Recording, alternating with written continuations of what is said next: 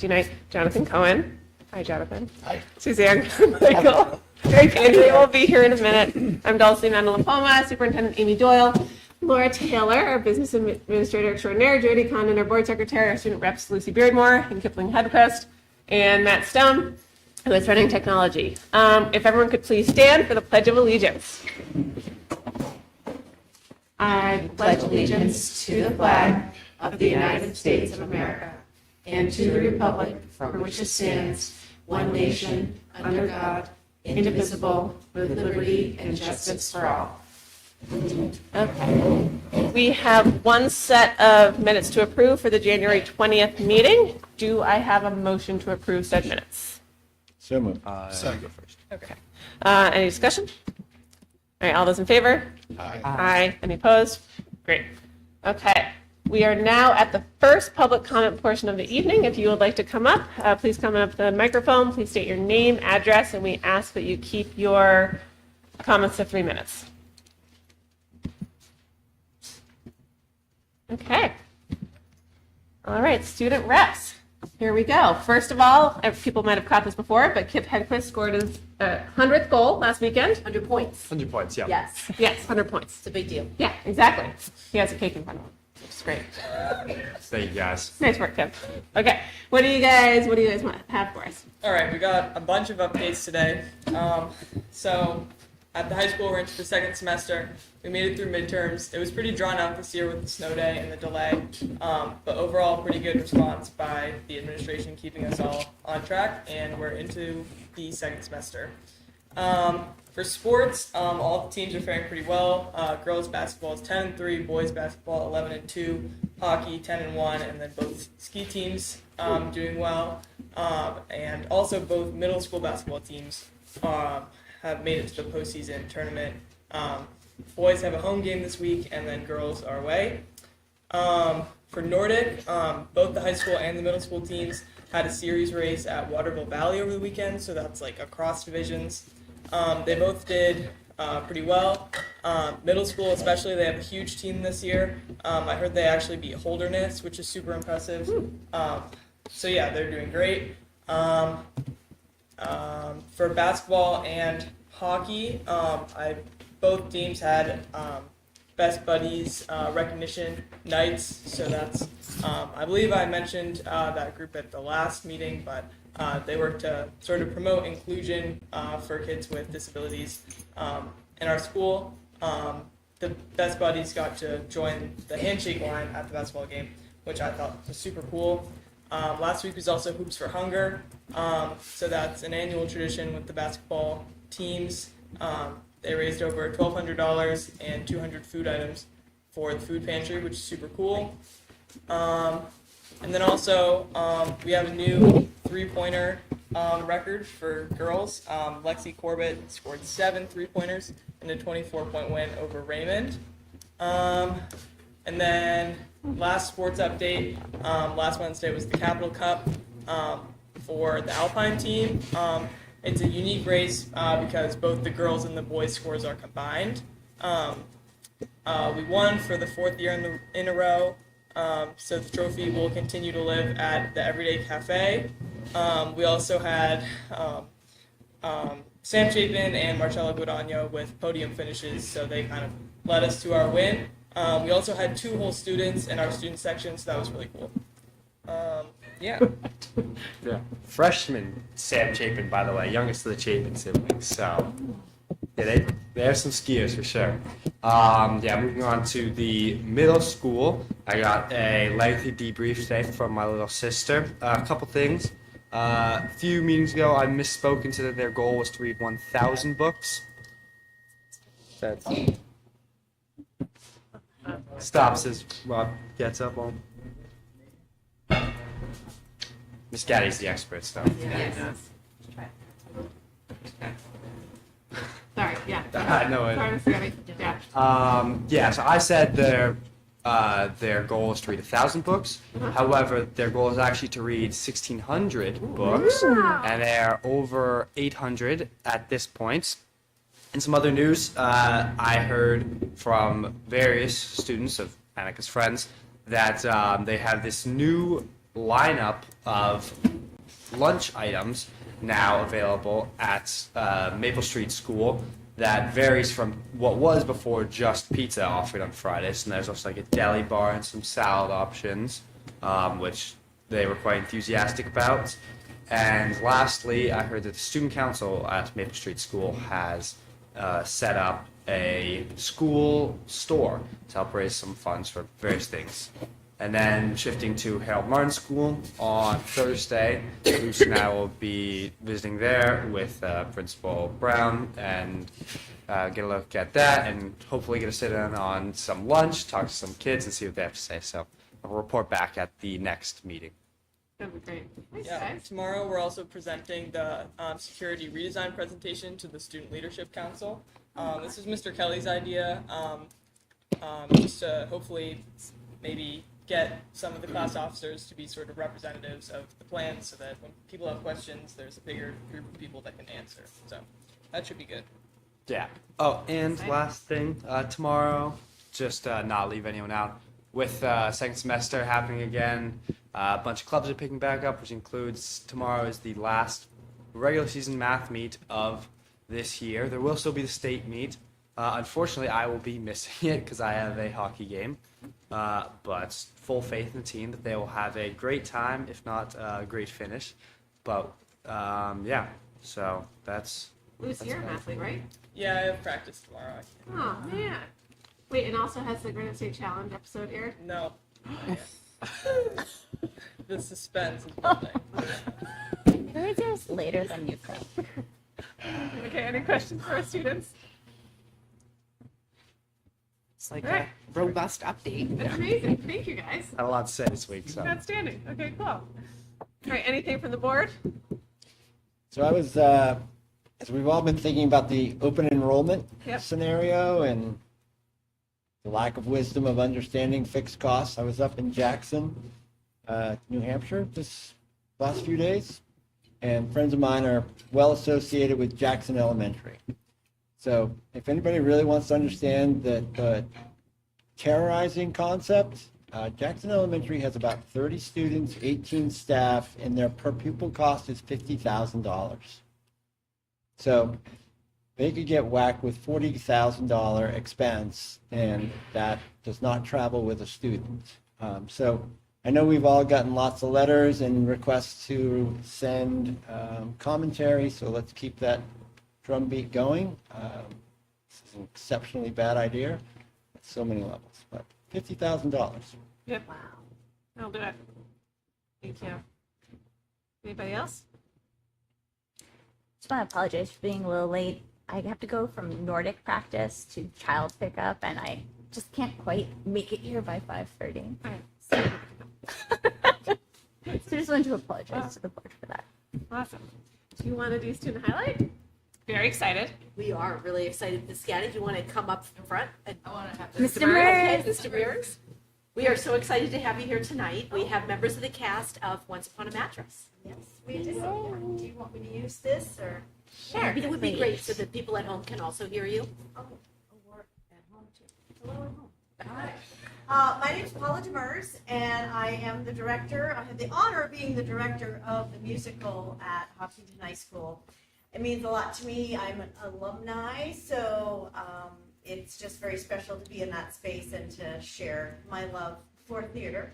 One of the bits of wonderful news this year is we are back to pre-COVID numbers of involvement. So we had 36 students in the cast, and we had 9 students involved either backstage or doing tech, sound, and lights. So it's taken a few years, but we are now back and, at full throttle. I think the only person that finds that bad news is Michelle Allen, our wonderful costumer. She had to create, I believe, she gave us some numbers, but I think it was like 90 plus costumes she had to create. So, good and bad news, a little bit bittersweet. the other piece is that we had a large group of freshmen involved this year, which is really super because that means hopefully, the next 3 years they will continue and hopefully maybe that shows that they have watched this program and finally thought, oh, yay, I'm a freshman, I can be part of it. And so it was wonderful to have them, and that really helped our numbers. We also had alumni in the pit and also working backstage, helping with makeup. So that was really cool to have them come back and help out. And I think the kids felt the support too. It's like, oh wow, yeah. I remember seeing them on stage. Bridget and I figured, I think this was our 13th show, I believe. So we are at that point, I think, where we're kind of a pretty well-oiled machine, which is wonderful. And we absolutely could not do it without the team that creates that well-oiled machine. First and foremost, we have Kathy Donahoe, who's a member of the community, and her husband Jeff, who she is the producer, and Jeff would tell me I shouldn't be mentioning his name, but they do everything from organizing the programs, working with parents to get programs made, publicity, costumes, props, arranging all the parent volunteers. But also this year, for example, on every day of the performance this past year, Jeff had to drive to Hooksett to pick up dry ice so we would have a bubbling cauldron. And he's doing this from the bottom of his heart. Their daughter graduated in 18. So they are still volunteering and doing this, and we could not do it without them. Also, I would say for, I think about 6 or 7 years, we have had the absolute privilege of having Mimi Allen and Judy Green to choreograph for us. So we are very lucky in that regard. They do a great job finding, meeting the kids where they are, but yet challenging them too, and it's really great because dancing is not, something we all do on a regular basis. So, it's wonderful. Also, like I mentioned, Michelle Allen doing the costumes. Again, she's a parent helping out. Tiffany Bauer did our props. And then we also, I think, team with the art program at Hopkinton High School to work on the sets. Bridget is in charge of set design and set building, and then the art program helps paint and all of that. So it's really great it encompasses everybody.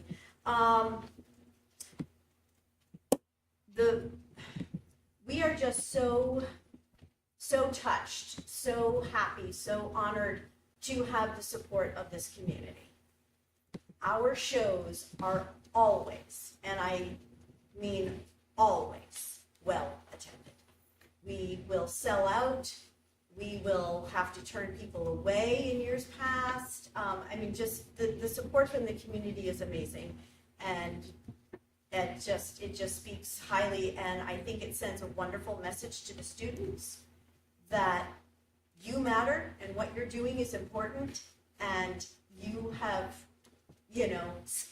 gifts, and you're sharing them with the community, and thank you for doing that. They may not get the homecoming parade through town like the sports teams do, but they get the community coming out to the performances to show them how much the community loves and supports them. So we're very lucky to have that. I will stop yammering on. I don't know if anyone has any questions for me or anything, or... Right. Well, we do have some students here who are here for moral support, and I believe Jillian Dunlap has something she'd like to share. Hi everyone, I'm Jillian Dunlap, and I just want to quickly highlight some of the values of the program. So, as much as the school program is amazing for a number of reasons, and as much as we all love singing and dancing, I think the most important impact of that is that lasting effect it has on the participants. Theater brings together all kinds of different people and students with widely varying interests. We had a lot of participation in different sports at the same time as the musical. This year we had both basketball and alpine, and that was really cool to see lots of different people who definitely have seen each other at school before, but maybe wouldn't interact, and different people from different grades. I think it's really unique to have that kind of community within a high school, and theater definitely has this atmosphere of empathy and kindness that's really incredible to see in a high school, and it's incredible to be a part of.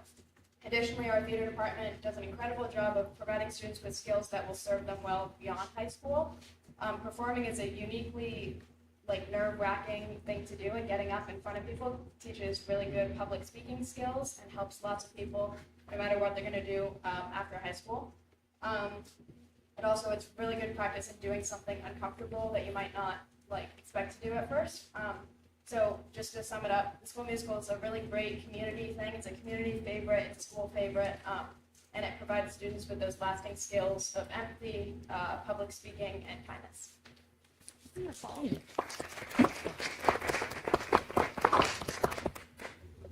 Go for it, Rob. Gillian? So I'll just say that the confidence with which you walked up to that mic and just told us how much this meant to you and the embodiment of the whole theater group speaks volumes, not only about you, but the whole theater program. So thank you so much. I love to see it. Yeah, thanks. That's great. Anybody else?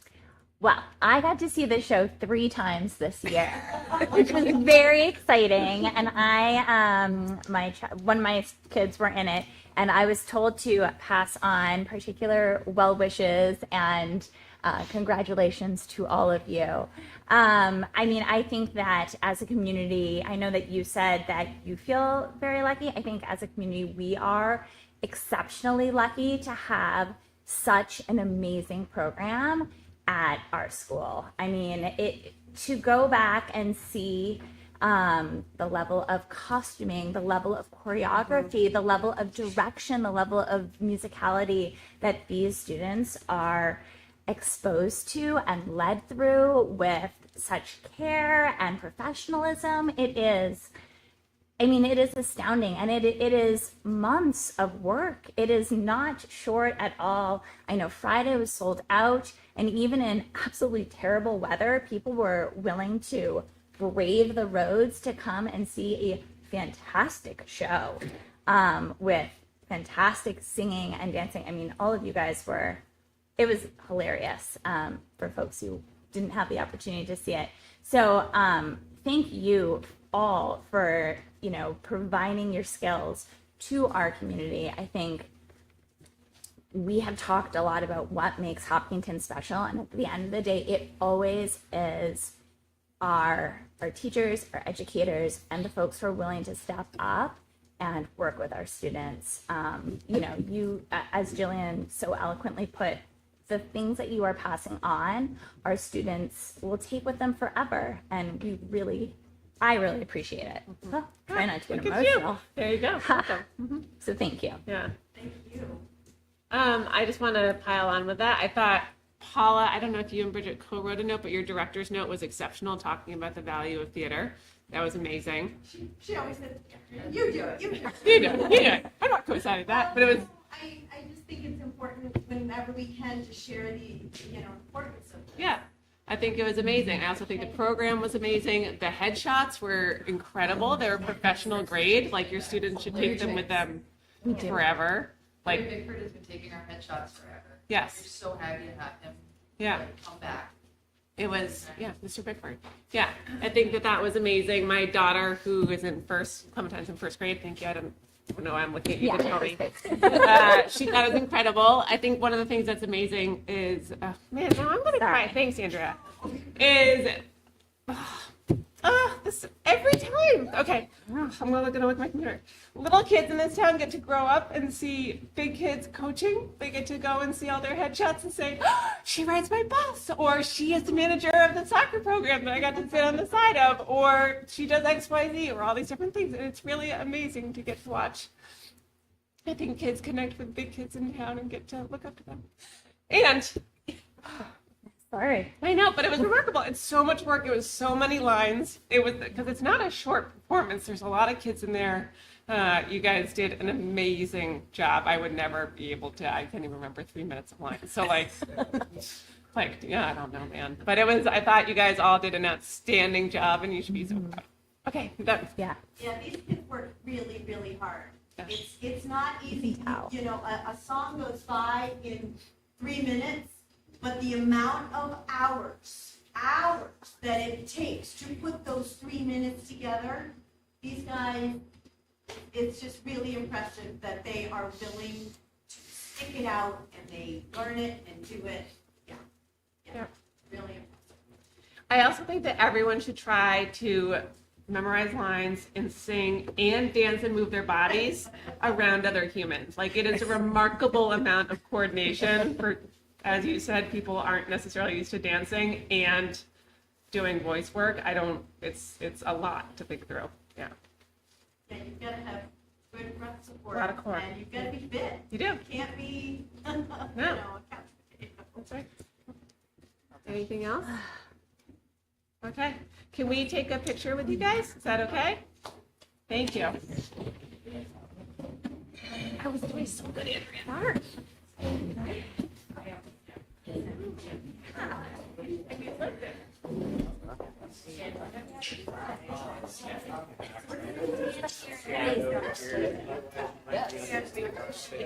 We're gonna stand here and we're gonna face this way. Oh,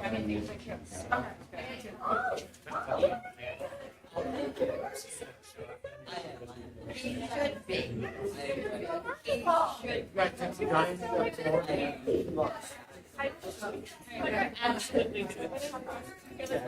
I need you guys to come in.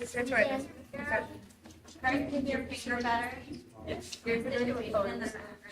Can we come in a little bit tighter? You guys are like.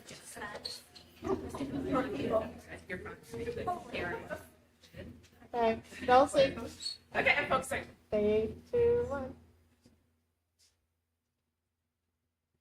Thank you. Thank you, guys. Bravo.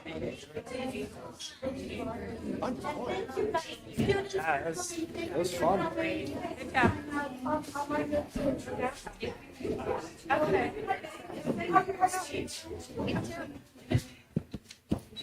No, I like that. Man. I love the theater. I know, it's amazing. Thank you, everyone. Thank you, guys. Congratulations.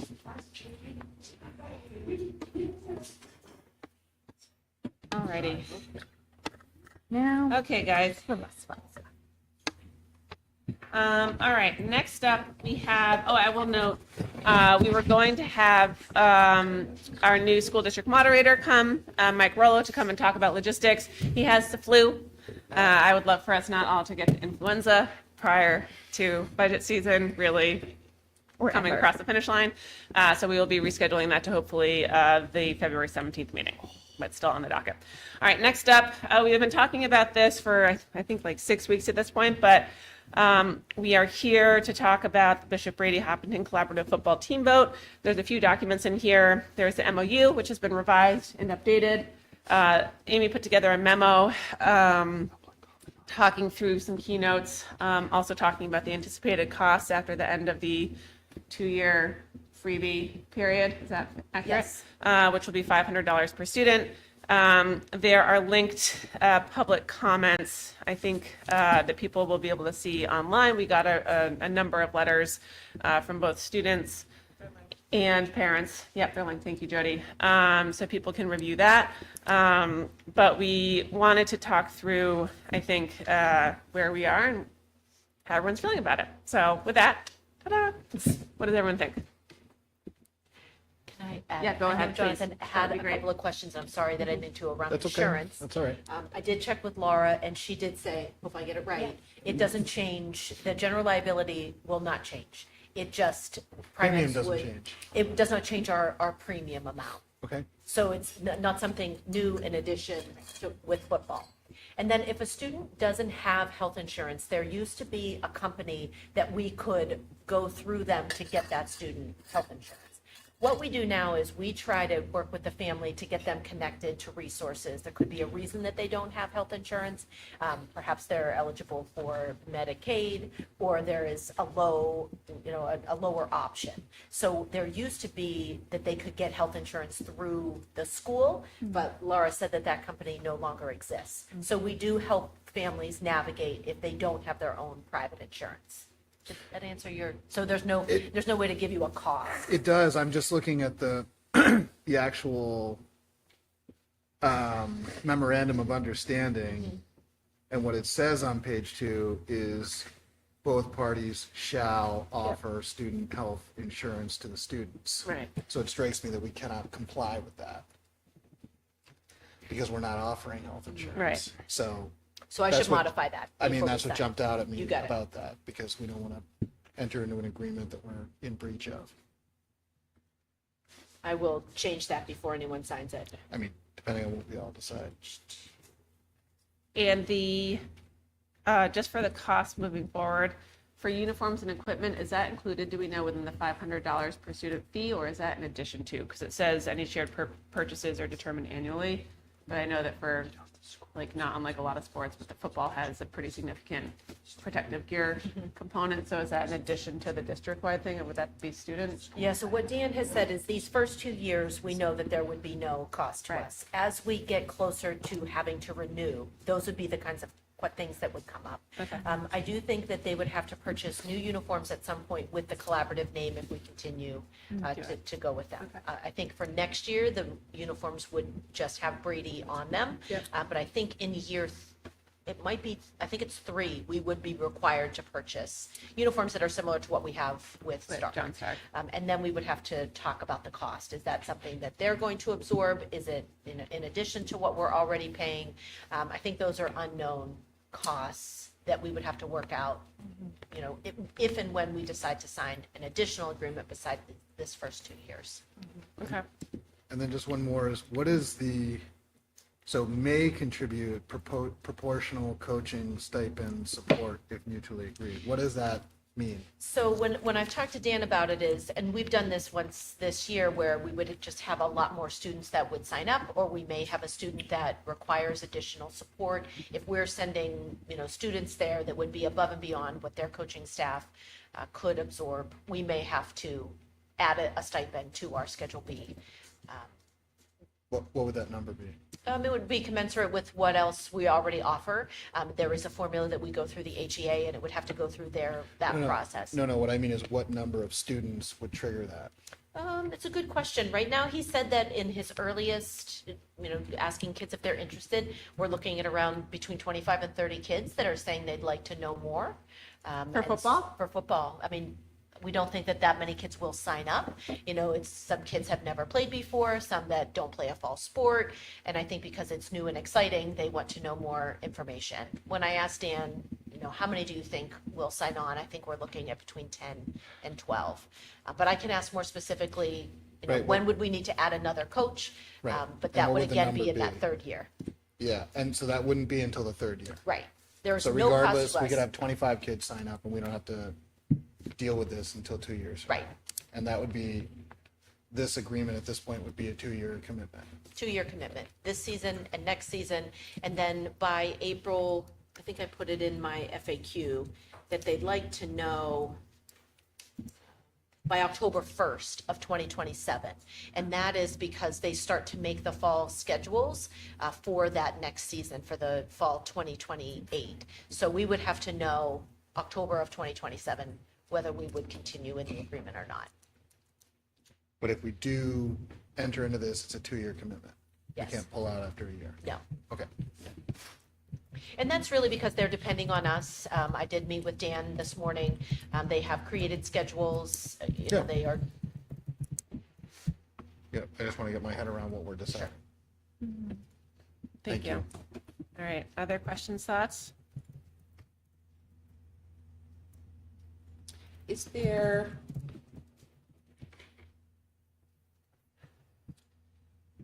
anything, I guess I'm trying to wrap my head around, is, I don't want to saddle the board with, or taxpayers, right, with an additional fee 2 years down the road, right? I want to be responsible about that. But I'm also thinking about typically football has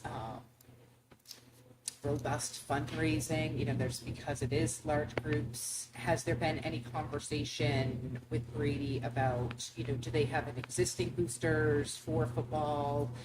Is there an agreement about the amount that we could contribute or expect to fundraise?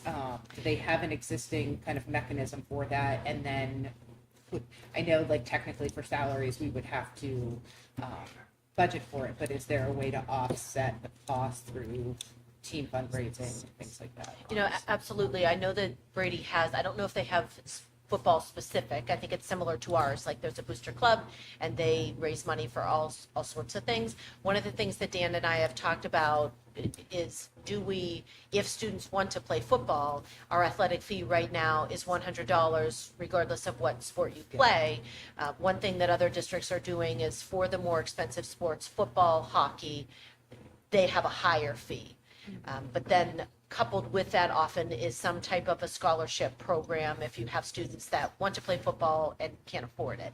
So that number certainly could be, if they're going to charge us $500, we could pass some of that cost on to the student athletes that are playing, and maybe they pay $300 rather than $100. And we also don't know where our budget will be at that point. We may be raising the athletic participation fee for all students. I know that is something that we haven't raised in the last couple of years. Dan said it was originally a smaller amount, and we've settled on 100, and that funds what we need. But no reason that we couldn't adjust it sport specific. And of course, boosters. I mean, I know that the boosters, we would invite lots of people to come and raise money for a particular reason. So we could certainly hold they're fundraisers. struggling for participation, but I'm wondering if that would be a nice boost.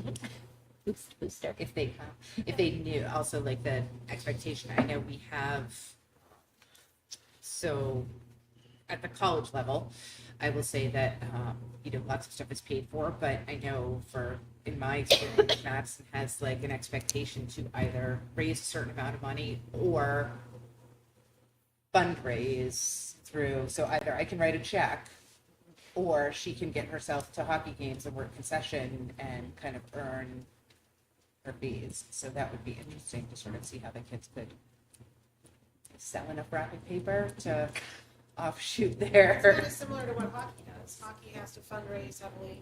Hockey has to do a lot of things to raise the funds, and they offset the costs by doing all of that. So football could be similar to hockey. Our current team does that. Yeah. Yeah, we do a lot of fundraising stuff, and we have our own board with multiple members on it. Because it's a sport where we need to like rent ice and stuff, which is particularly expensive.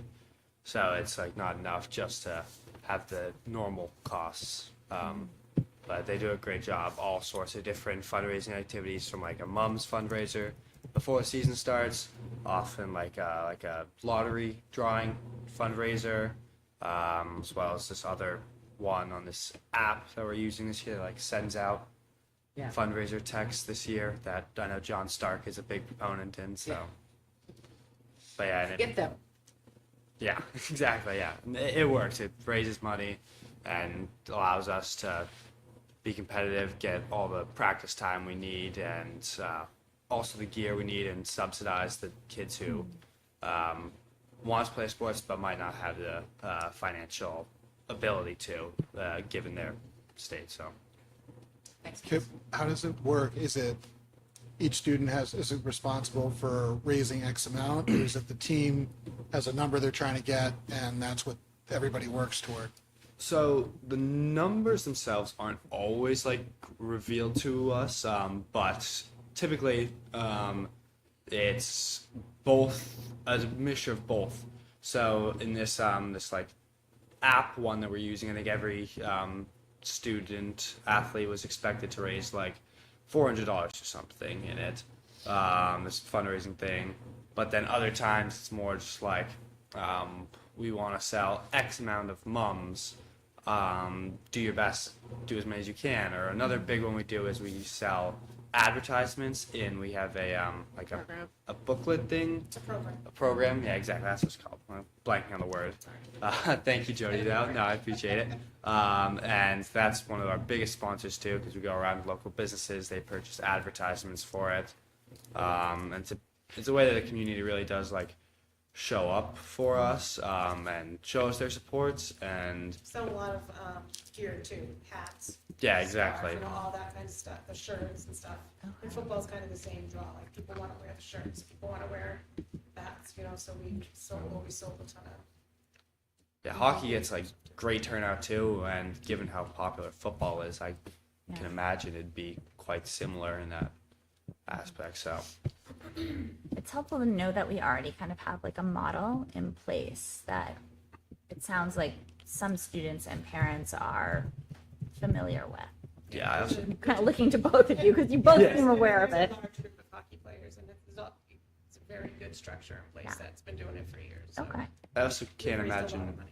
football being more expensive than ice hockey Yeah, or let's like face it. alpine skiing. You have to So, pay for the ice time out of that money. You have to pay for the ice on that. Yeah. So. which is a large upfront cost, but make it work, and yeah, it's a blast. So I'm very grateful for the school and everyone's efforts to make something like that popular and possible. So yeah. Okay. Other thoughts? I'm looking at the sports cost breakdown that Dan did for us back in 21, 22. And thinking about what Amy is just saying about a sliding scale. So, this shows the average cost per athlete across all sports is $283. This is, again, 21, 22. Boys hoops was 500. Football was 471, et cetera, et cetera. So I think it would be wise to, well, some of the feedback we got was, why take on more costs now when we're struggling? And if we're going to take on more costs, maybe we should assess our athletics program. I agree with that. I think there should be some type of interest audit in athletics to see where we want to continue to be and where we might want to go. But I do think that this opportunity goes by. It's probably not going to come back. And I think that the Red Hawks football program was very popular. I'm looking at this, there were 15 students, and I think what was probably the last year of that program.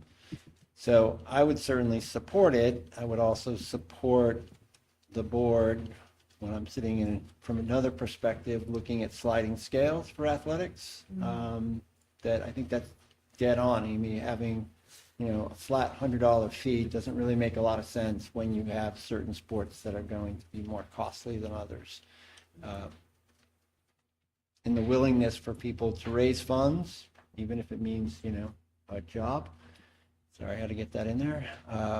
Students can support themselves through that kind of venue, that I think this is a great opportunity. I think it's another avenue, Rob, when I think about these durable skills that we're asking students to have by the time they graduate. And for some students, I think, it was Julia, I think, right? Who spoke so eloquently about Jillian, apologies, about the theater program. This is another one of those extracurriculars where kids have a chance to practice their leadership skills. They learn a little more about responsibility and commitment and teamwork. And that's what we're asking of our graduates. I just think it's another opportunity. And anytime there's another opportunity for kids to get off their screens and be outside and exercise, if we can make it happen, and to your point, I don't see this happening again. Most cooperative school, the teams have formed at this point. And so this is. Yeah, I think if you ask Dan, there aren't very many teams that could absorb us because it moves your division. And I think that's what you all went through with Hillsborough. It moved you into a different division. And even now, I think he was saying we would really have to petition to be in Division 4, but our size is Division 3. So I think you're right. I think most collaborative teams have been set. So if football is an interest, I think this is our opportunity to at And least I've been try it on for the the board next 2 about a years. year, and I received the most feedback about football than I have about anything, and it was mostly yay. Yeah. Yeah. So here's where, can I weigh in on where I'm at? I know I know kids that want to play football, and like, I love those kids, and I want to provide them with those opportunities. And I think that there are many things that can be said, Suzanne, per your point about athletics and team sports and things that require the conditioning that football requires, and offensive and defensive, and an incredible amount of rules that people will be observing this Sunday with the Super Bowl. However, we are also in the middle of our budget season, and we literally went through line by line and looked at everything from curriculum to our buildings to all of these other pieces. And ultimately, if 10 to 12,000 students sign up, that is probably the cost of a piece of curriculum. And we don't know if football is going to come back. We do know that costs are going to go up. We do know that depending on what happens with a vote, open enrollment may not just go from an optional thing to a forced thing that could inject more financial uncertainty into our budget. And we are a school board where I think our primary mandate is academics. And while sports provide a really important role in the development of kids and students and teamwork and collaboration and perseverance and all of these things, when I'm thinking about it, I'm trying to figure out how do we educate students with that primary mandate. And I am really, really nervous about a world where we do this and then we have to cut it as soon as a cost is imposed. And I know that there can be a large and significant fundraising machine. I also know that our booster club has struggled. And I just am concerned about adding more athletics costs when we are facing tremendous pressure, even just from staffing and other indices and facing Fair, schools. but Yeah. I would also say that should that open enrollment, universal open enrollment come to fruition, football can only be a draw. No one's going to transfer out because we have football. It would only be a draw. And so if we're looking at it in terms of a funding mechanism, which we're not, and we don't want to, and all of the things, but if it is forced down our throat, that may be beneficial to us that we offer football. Not only a draw, it's a retention factor for students who might go elsewhere. I think I hear you, Kelsey, and but I think we've got 2 years to work on the financial dynamics. And I really, as I'm looking at Dan's audit from this 21-22, I really think we need to rethink how we pay for athletics in terms of user fees. $100 for a season is a bargain at any level. So, and I know people, there's a burden, and I understand that. And there are people that are less able to pay, but I'm also a big believer in, I worked my tail off as a kid from, 10 years old, making money on my own to do things I wanted to do. So, I'm not buying the whole, I can't come up with $200. Yeah, you can. And I think that, that's going to be part of what the board should be thinking about. And we'll have perhaps some change in administration, some new views on that. But I think this would be a big opportunity missed in 2 years to resolve the financial sides of it, or at least to work it out. And then again, eyes wide open, kids who come into this program have got to understand that in 2 years, it just may go away. And that may be hard, but that's also a reality. So, I've heard that conversation out there, and I know we don't like to hurt feelings in 2026, but sometimes life happens, and it's not always breaks the way you want it to happen. But if you want to play football for 2 years, great. Just understand that 2 years from now, it's going to be back on the docket. So, Well, to piggyback off of what you're saying, Rob, I think to perhaps help prevent that is I would encourage, I agree, and I would also encourage folks to not squander those 2 years. Like if this is the direction that we go in, start that fundraising now. Don't wait until we have a cost involved to start building reserves because we know it's going to cost, likely it is going to cost more than what it is in this MOU. I think that, I mean, I have a couple different thoughts about this. I mean, one is I too worked my whole life. I had a job in 5th grade, shagging golf balls before school started. That said, I also know that there are people that can't afford $100, and they're, families may be struggling and they may not be able to. So, but that's a side conversation. That said,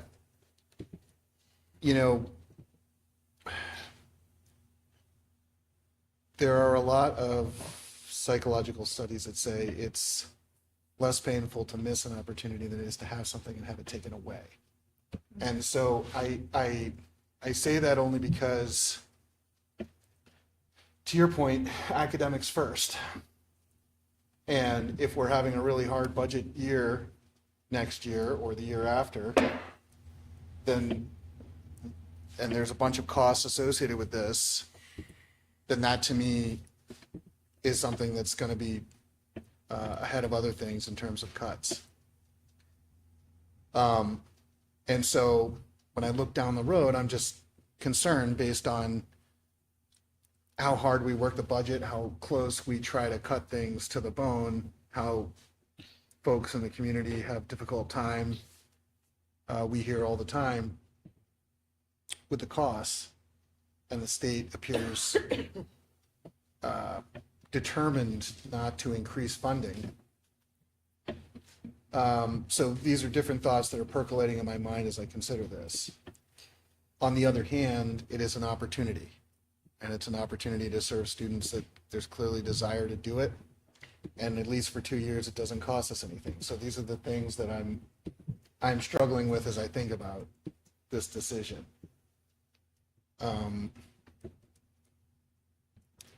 Where I'm, To have them give them 2 years to see if they can become self-funded. it's, yeah, and I doubt it's going to be entirely self-funded. I mean, I doubt that.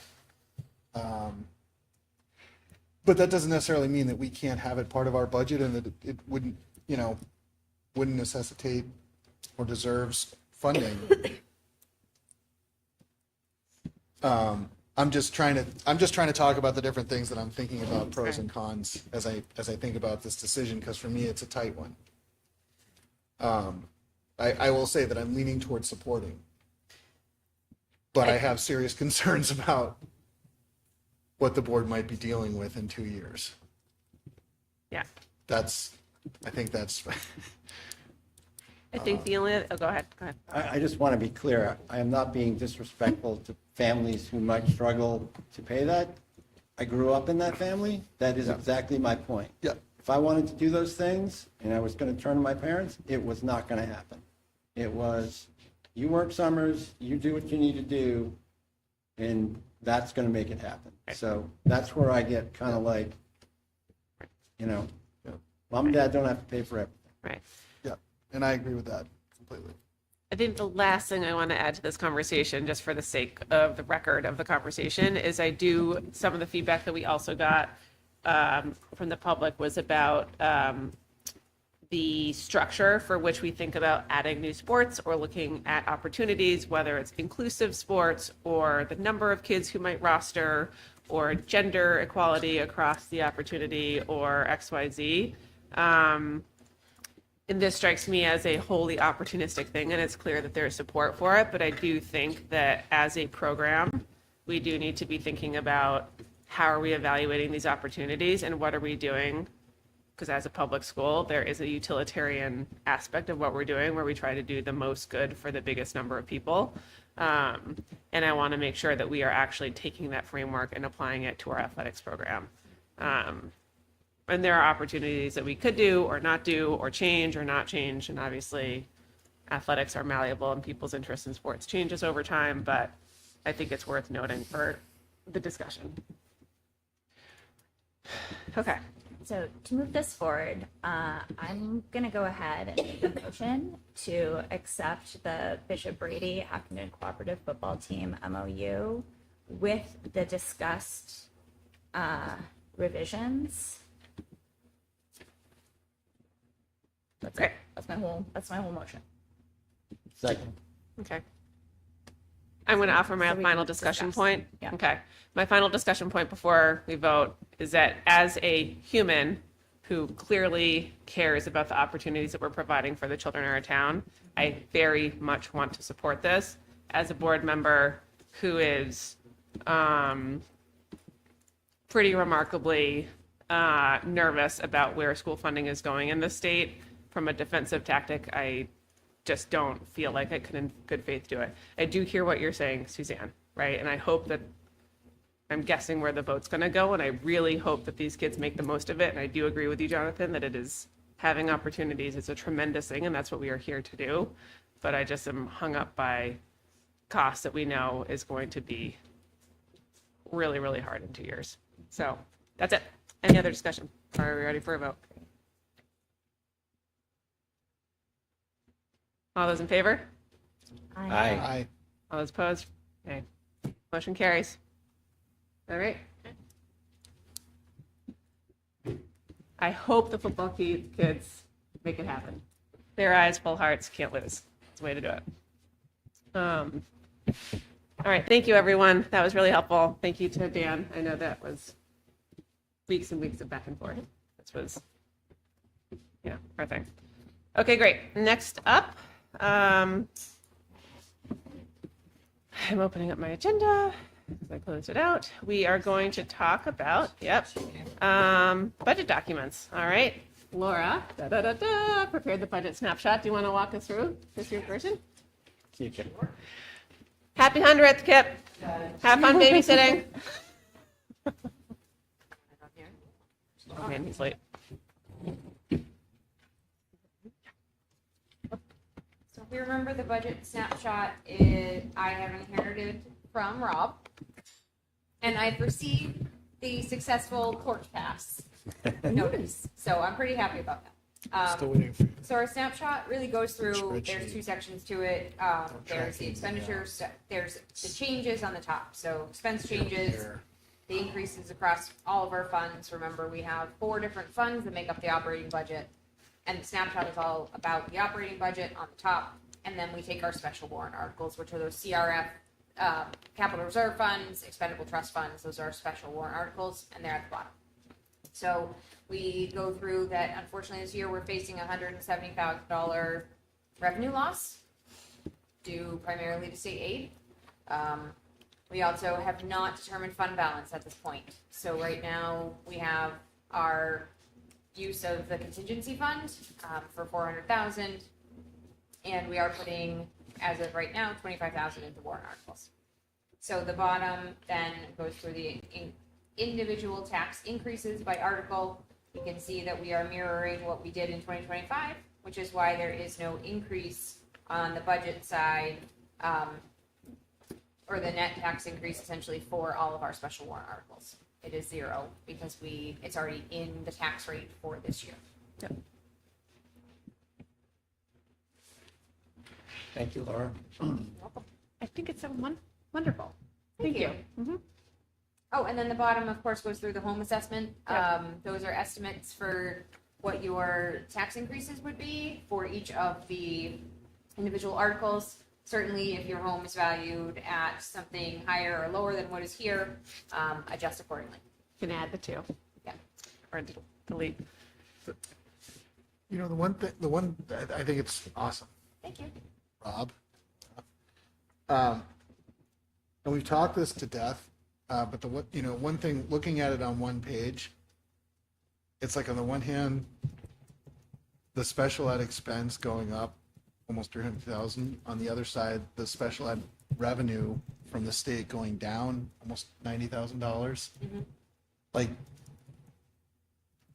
is that is the decrease in the revenue just due to calculation, or like the state's calculation of how they're compensated? Like what is the And we probably have talked about this before, but just in looking at it on one page, it just, that's the real incongruity that jumps it. That I feel like we ought to be able to talk to. Yep. That decrease is a decrease between the MS-24, which is the revenue document that we fill out this year, to next year. So. All right, there's a year lag, right? Right, there's a year lag. So we're looking at the expenses we're paying this year and what we expect to get back next year. Right. And remember, we pay $80,000 before they start to contribute. So that reduction is due to the fact that twofold. One, I have to be conservative in our estimates Right. anyway. Right. And the state can prorate up to 80% of the 80% they are required to give us. So that's what that number represents. Essentially the 80% of their 80%. If they come back and say that they're going to fund 90%, well then when we do the MS-24, we'll be able to modify that. Yeah. But I have to take our worst case scenario right now Yeah. to protect us all. Yeah, no, and I'm in no way. Yes. It's just like the just fact of it is just like hard to swallow. The special ed goes up, right? But The cost goes up and the state gives us less money. yeah, Correct. because and remember that calculation is 3.5 times the average cost per pupil, right? So as that goes up, the state doesn't have to contribute until we get higher and higher and higher in those expenses. And so some kids fall right under that threshold and we cover them 100%. Thank you. I like the note that you included, a decrease in revenue increases the Yeah. amount that has to be raised by taxation and vice versa. I think that is a very helpful thing to highlight. Yep. Thank you. Yeah. It gets a little tricky when you see that the revenue and tax increase is a negative 12 cents because the revenue is going down, right? The tax Yeah. rate goes up. Right. Yep. Yep. I'm glad we were able to fit that in. Nice formatting. I also like the yellow in the middle and the Yeah. additional, double spacing. Nice work. Merge. Cool. Any other questions about this? Looks great. Okay, so this will get posted after tonight on the budget website, which everyone should see. It's beautiful. Thank you to our team. And will get printed in the bulletin / The town report. town report. Thank you. Yes. Can you also send it over to the budget committee for tomorrow night's hearing? Yes, and I will have printouts with us tomorrow night. Okay. At the budget hearing. Da-da-da-da-da. What is that? Yeah. Yeah, we're happy about that. Okay. Yeah. We were impressed. Cool. Awesome. Anything else on our snapshot, guys? Thank you. Awesome. Okay. All right. Next up. Okay. We have alluded to this multiple times tonight. I'm going to tee up a couple things here for open enrollment for the benefit of people who may or may not be listening, hopefully listening if they're hearing me say this.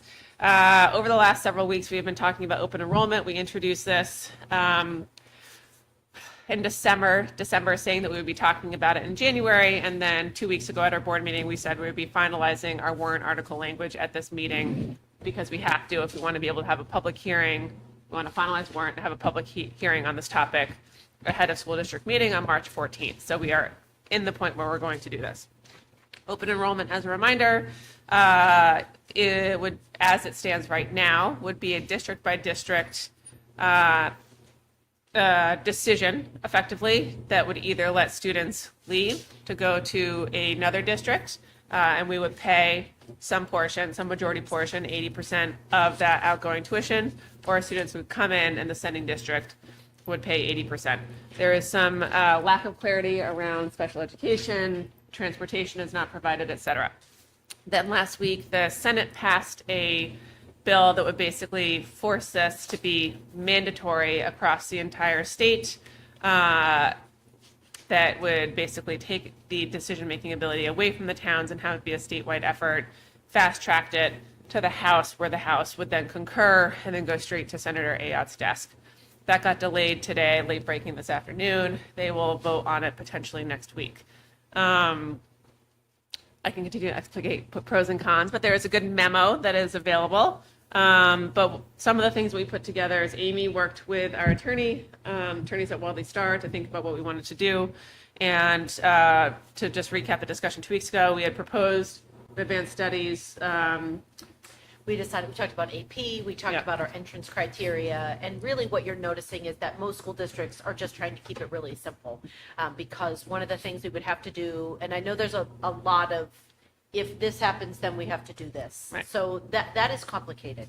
It's actually not best practice, which is why, if you've noticed, there is a letter that many of you signed or you've seen, where We all signed, school, yeah. school districts are just saying, you know, let's just be careful about this, because we've gone through our budget process. You know, that could be, as Dulcie said, you know, it could really wreck districts' budgets. So part of what our conversation is about tonight is really not the entrance criteria. So you'll see the new draft in your folder tonight is just very simple. Are we voting to become an open enrollment? At our last meeting, we really designated the high school, you know, just because that is where I think we could take students. And what the law does say really is that they could come in through a lottery. And so I've revised some of that language so we can put in a policy. If we decide to move forward, we can put in that policy all of our entrance criteria. We could have an appendix to the policy, which may or may not need to come to the board every single year. So really, your decision tonight is, are we going to designate Hopkinton High School as an open enrollment school? And then what caps will we set? Some of the good questions that came out of our last meeting was around special ed. Allison Minatelli did send us the law as we had talked. It is the responsibility of the sending district to pay for those services, tracking them and capturing them accurately. I think there is those questions around. And you know, who how would that determines happen? them, though? Right, and that's Right. what you're saying, like, those still things are up in the air, because if you go through the special education process, you may be identified, and when you go to a new school, the accommodations and modifications, you know, may need to be, they will need to be reflected based on that student's new environment. So those are the questions I think that you're talking about related to special ed. Yes, the sending district retains the district of financial responsibility, but those are much more complicated. And then we do have processes in place. If you have a student in foster care, you know, that is what we already follow. So the language tonight, we did talk about some districts are doing a certain number of students can come in, but no one can come out. And our council has really said she does not think that that would stand up in court, that you cannot limit students leaving. So the most simplest draft warrant article that you see is really essentially allowing one student to come in and one student to leave. I think that meets the criteria of the law. As Dulcie said, though, everything, you know, could change, you know, based on what the new legislation is.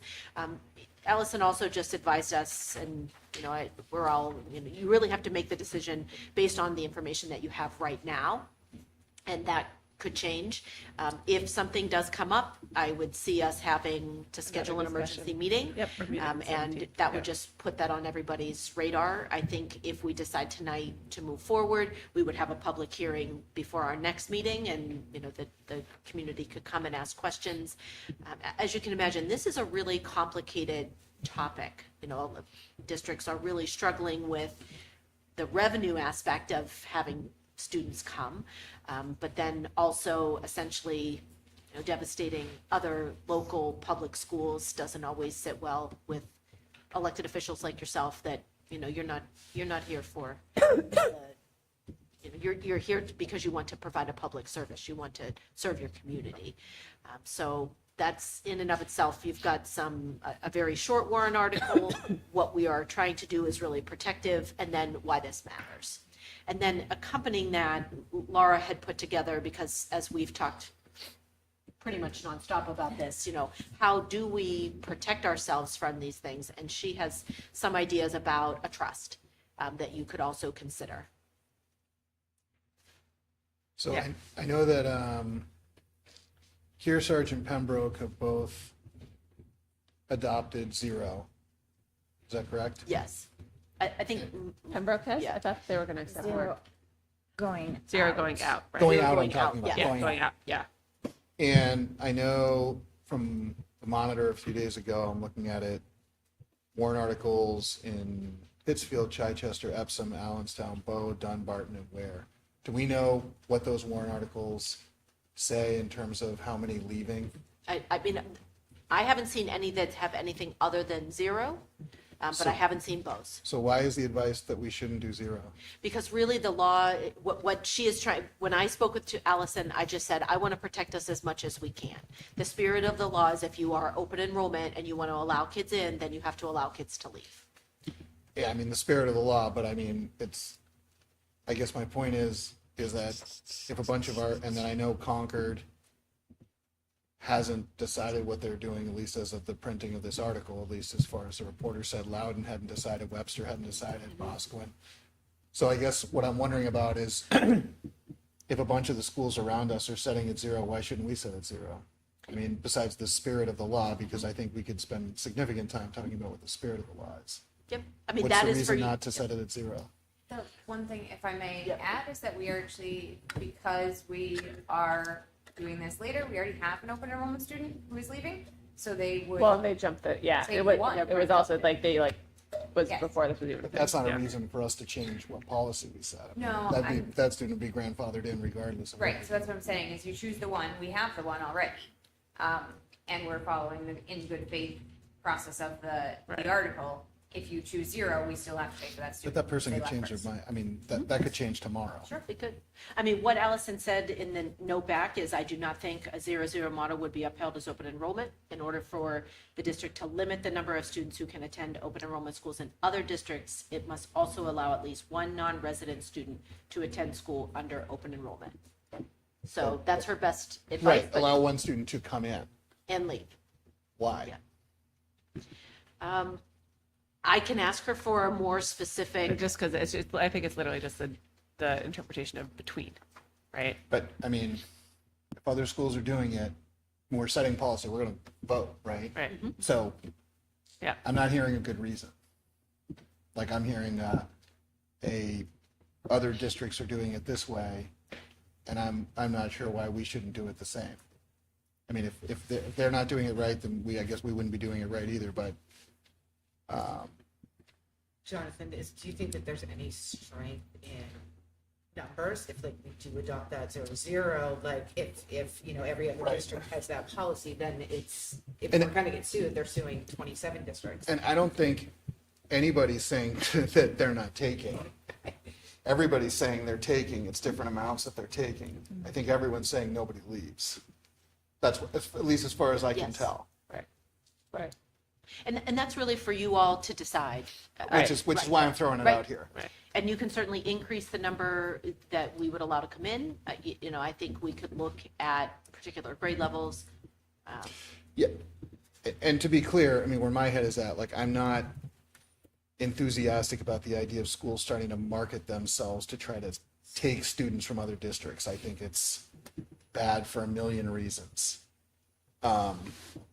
So I'm not in favor of that. In terms of the taking, what was it, 0.01% or 0.1%? Well, the whatever it law says. says that you have to name it as a percentage. Yeah. I'm just saying, like, I've got no qualm with that. It's the 0 versus 1 going out. I mean, that I'm really focused on. Okay. Yep. That's a great point. Other thoughts?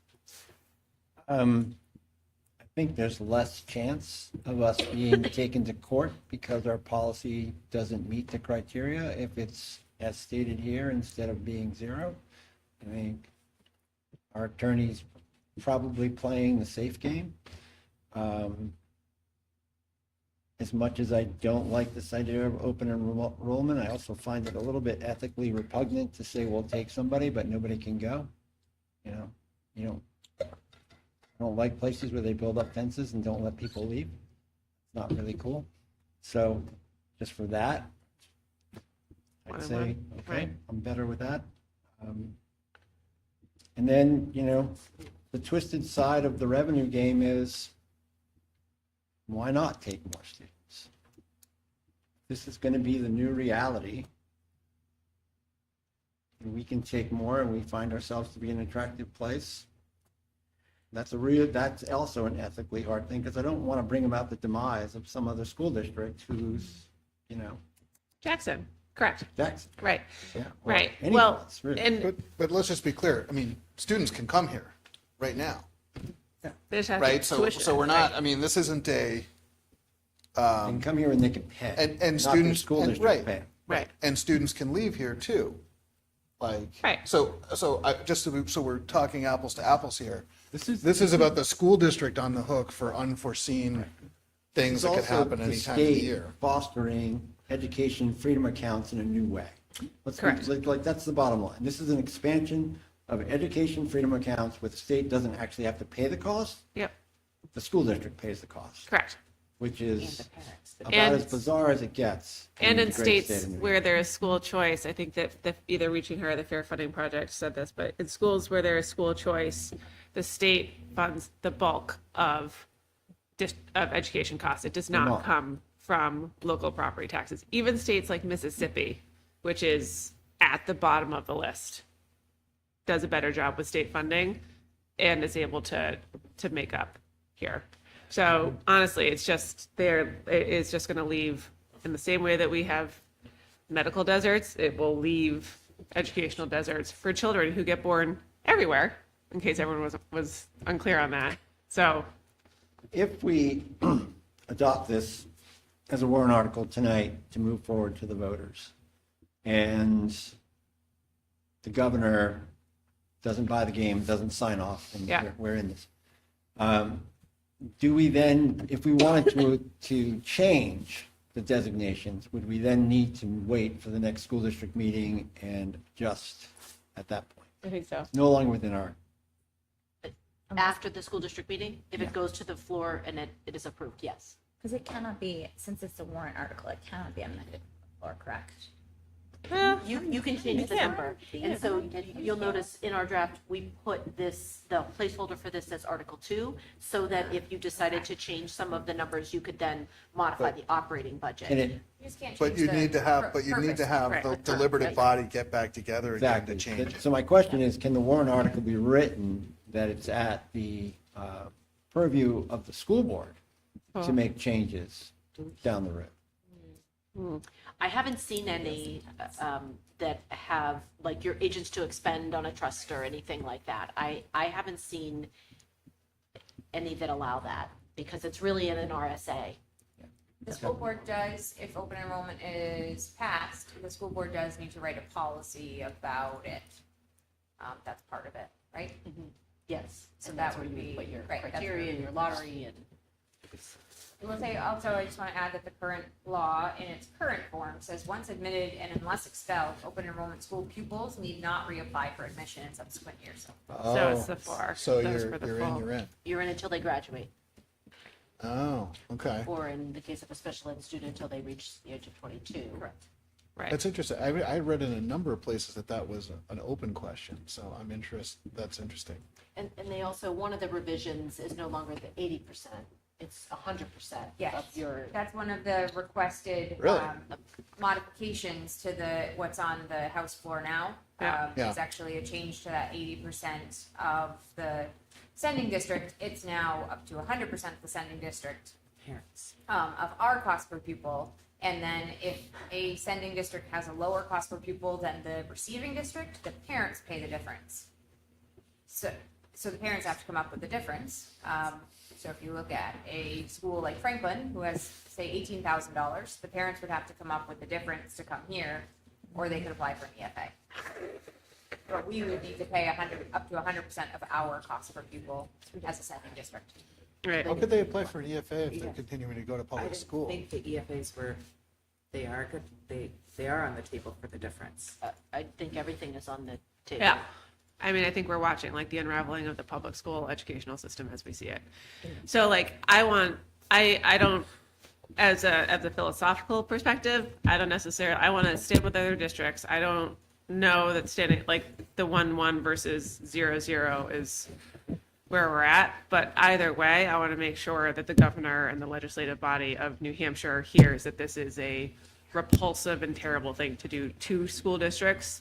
And 450 people have signed on to a letter going to the governor. I am happy for us to vote, however, as long as it is restrictive and says this is absolutely terrible. However, we should all vote as a group. So, yeah, do we have a motion? does anyone have anything else to say? The other, you can also choose to not move forward. But we That should is a have, risk. No. And there's No. a few I know that are doing that, but not many. I think it's, according to the monitor, it was, I think Henniker, Canterbury, Belmont, and Deerfield. but to be are also fair, not adopted right. at all. but I think that we should. I'm not Right. I'm not advocating that. No, I'm just but, saying like, those are the ones that are I saying think the that. reason why they're trying to shove it down so quickly is because they saw all these warrant articles coming up from individual districts that said, we don't think that this is appropriate or fair. And so I think it is good to be able to say, we don't think this is appropriate and fair. And also have the discussion as a full legislative body, given that this is a complex issue. Also is, I mean, this isn't so much for our vote, but just to put it on the record and out there, as far as I've read, I mean, to push something so monumentally impactful through without like sufficient study and input from the constituents No is hearings. offensive.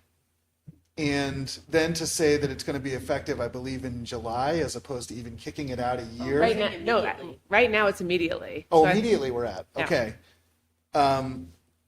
And given how much we struggle with trying to predict for the taxpayers what their tax rate is going to be, this just strikes me as antithetical to that, antithetical to local control, and just really not the New Hampshire way, frankly. To just, it's just really, really frustrating to be put in this position with so little time to digest something that clearly in Concord they don't understand either.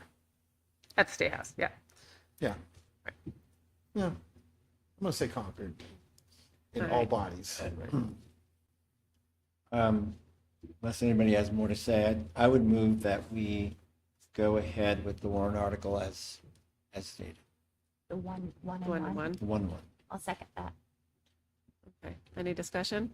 I think my 2 cents on this is at least for me, the reason that I wanted to create a warrant article was as a protective measure. And I feel like this one is the most protective with the one and the one, protecting from the potential of a lawsuit, staying with, whatever the spirit of the law is, limiting it to one and one. With what everyone has said, that this open enrollment is a complete lack or loss of local control. It means that taxpayers' money will be going to other districts, and taxpayers will have absolutely no say over what happens to that money. And this is, as Lord pointed out, this is not a theory for our district. We already have open enrollment student, and we're hit with a surprise bill of over $18,000 earlier this year. So this is not like we don't know about this. We already had a bill and had to make reductions in our own budget for next year because of this. So, and that was one kid. I will say that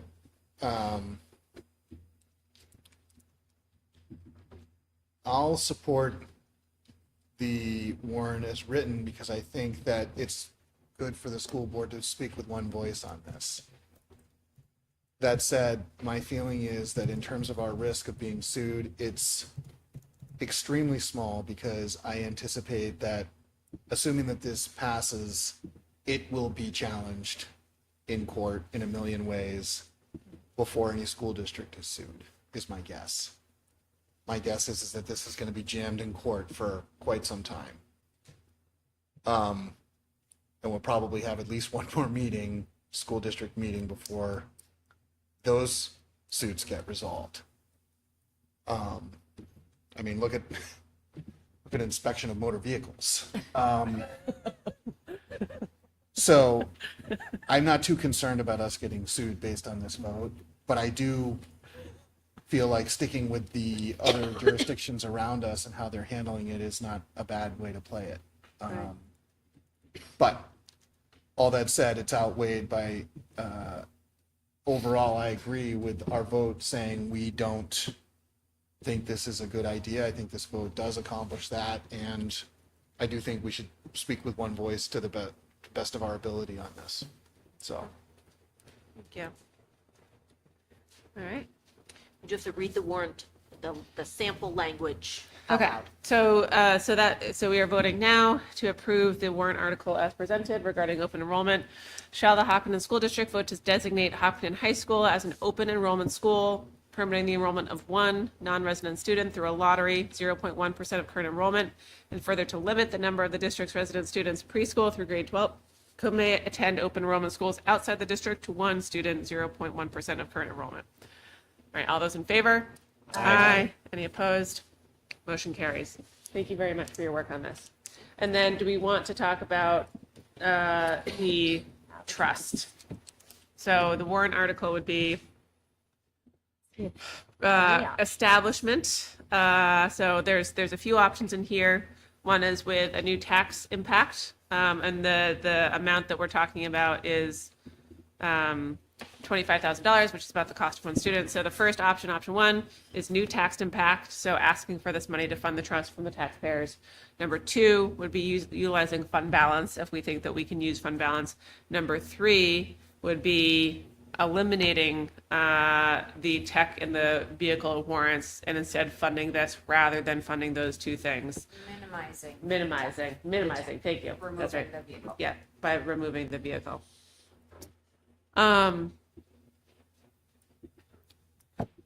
We've talked a bunch about trusts over the last several weeks. I do think it is prudent. Thank you, Laura, for your thoughtfulness and strategic insight in getting this prepped. That is prudent to think about this. I have thoughts about them, but I can hold them till the end. Does anyone have any thoughts here?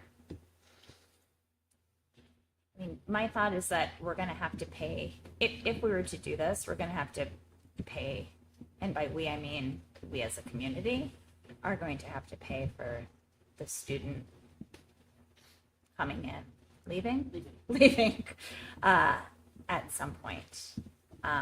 So it's like, when do we want to feel that tax impact? Do we want to feel it this year, or do we want to feel it in a future year? I don't like option three. I don't like the idea of impacting budget planning that we've already done and been really thoughtful about, again, because of like a false emergency that our legislature has created. So I'm with option one or two. Sure.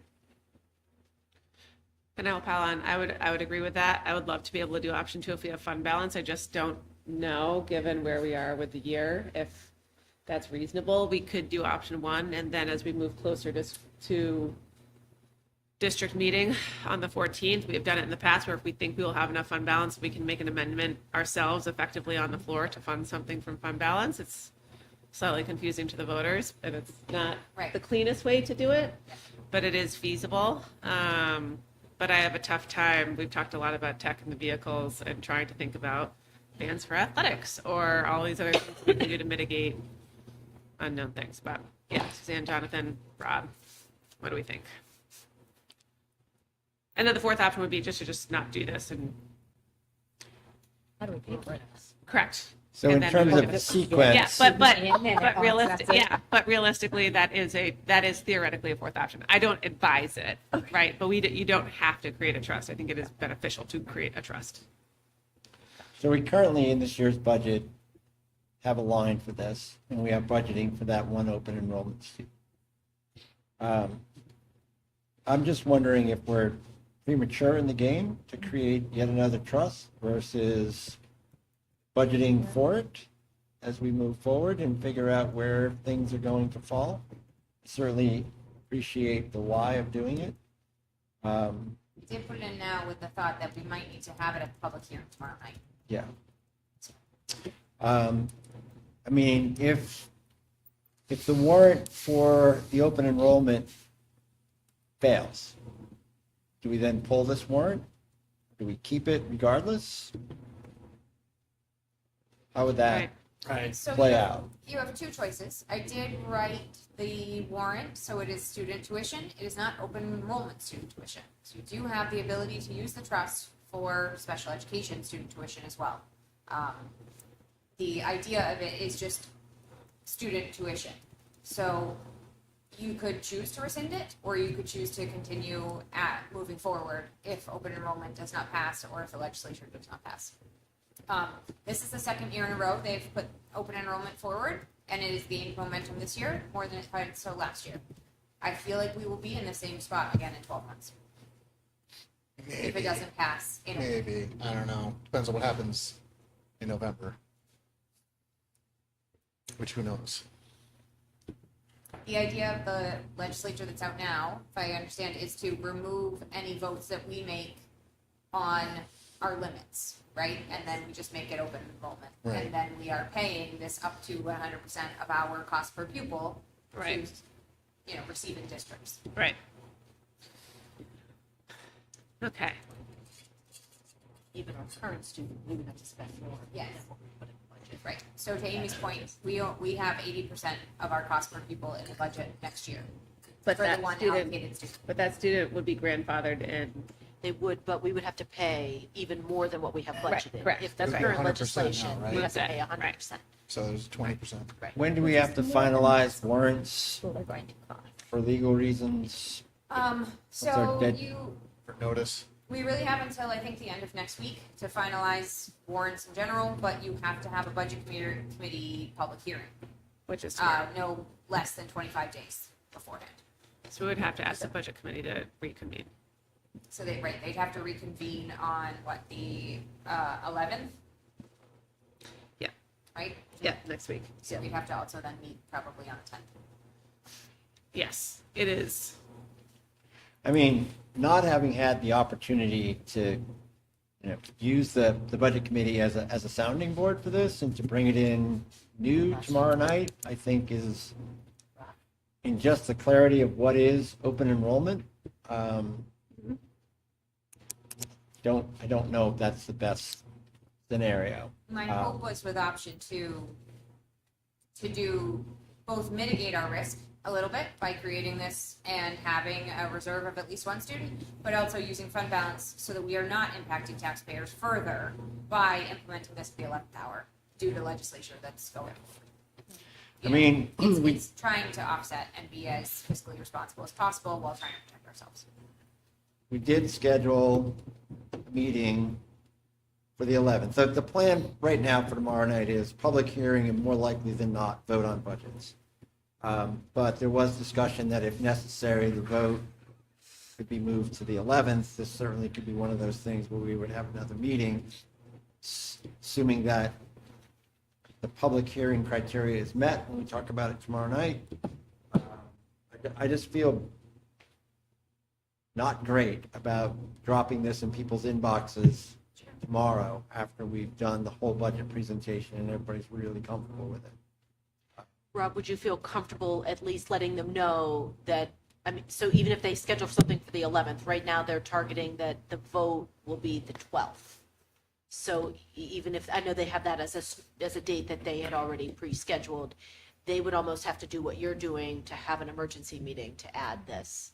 So For the state. Yeah. if they decide to vote on the 12th and we don't have it, they would have to approve, they would have to have a meeting as well. So the mechanics that we're talking about is if we want to form this trust, this would be additional money we're asking for to fund this trust next year. Unless we use fund Three balance. options, yeah. Unless we First. use fund balance, at which point then we are just using this year's revenue to put into a trust next year so that we're not asking for new money from taxpayers and basically just saying we want to retain that into this trust so that we aren't short. If we I guess that's chose- what I'm sorry. I guess what I'm struggling with is what's the difference between putting it in a trust and just having it to use if we need it Like and then forming a trust next year. can't carry it over unless it has a purpose. Right. So we can put it into a trust now and have it in the event that we get hit with student tuition, whether it's open enrollment or special education, or we try to maximize the Or- contingency and then. And then pull from contingency if this happens. Pull from contingency. Right, yeah, yeah.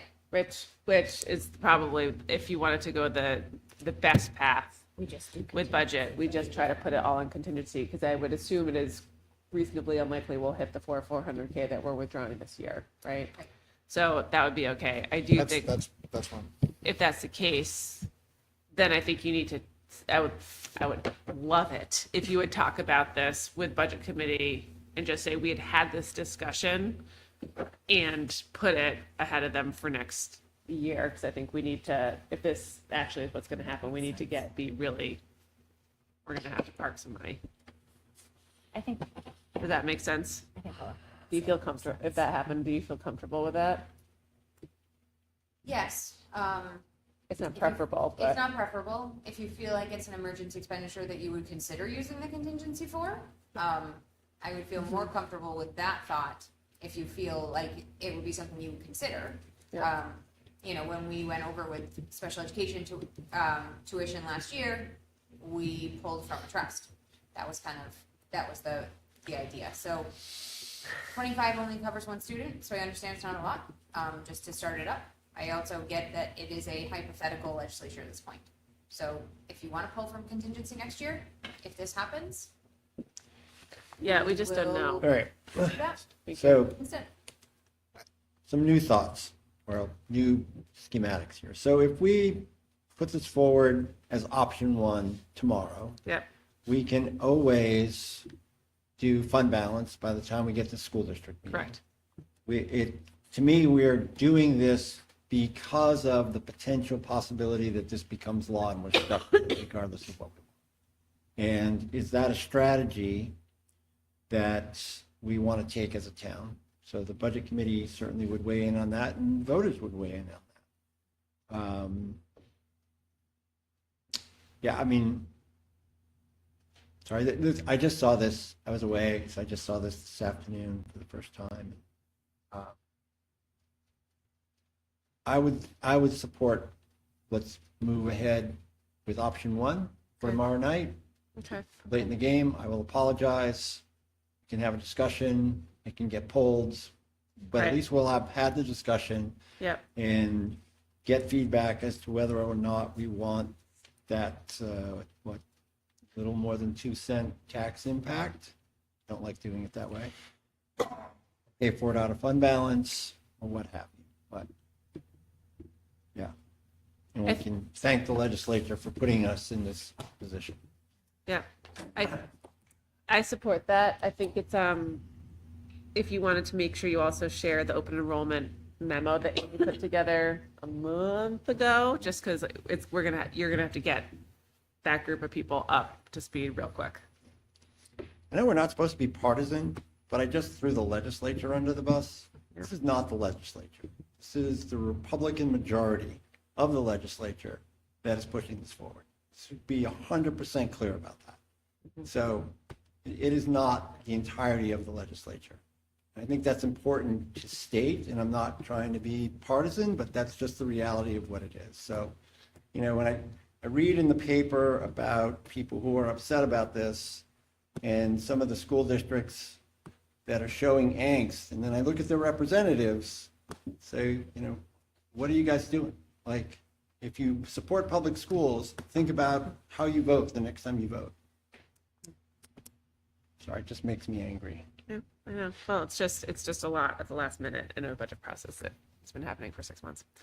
Okay, So do you want me to go ahead and make a motion? yes, please.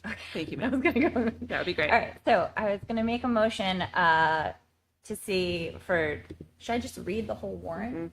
All right, I'm gonna make a motion to adopt this warrant as I say it out loud.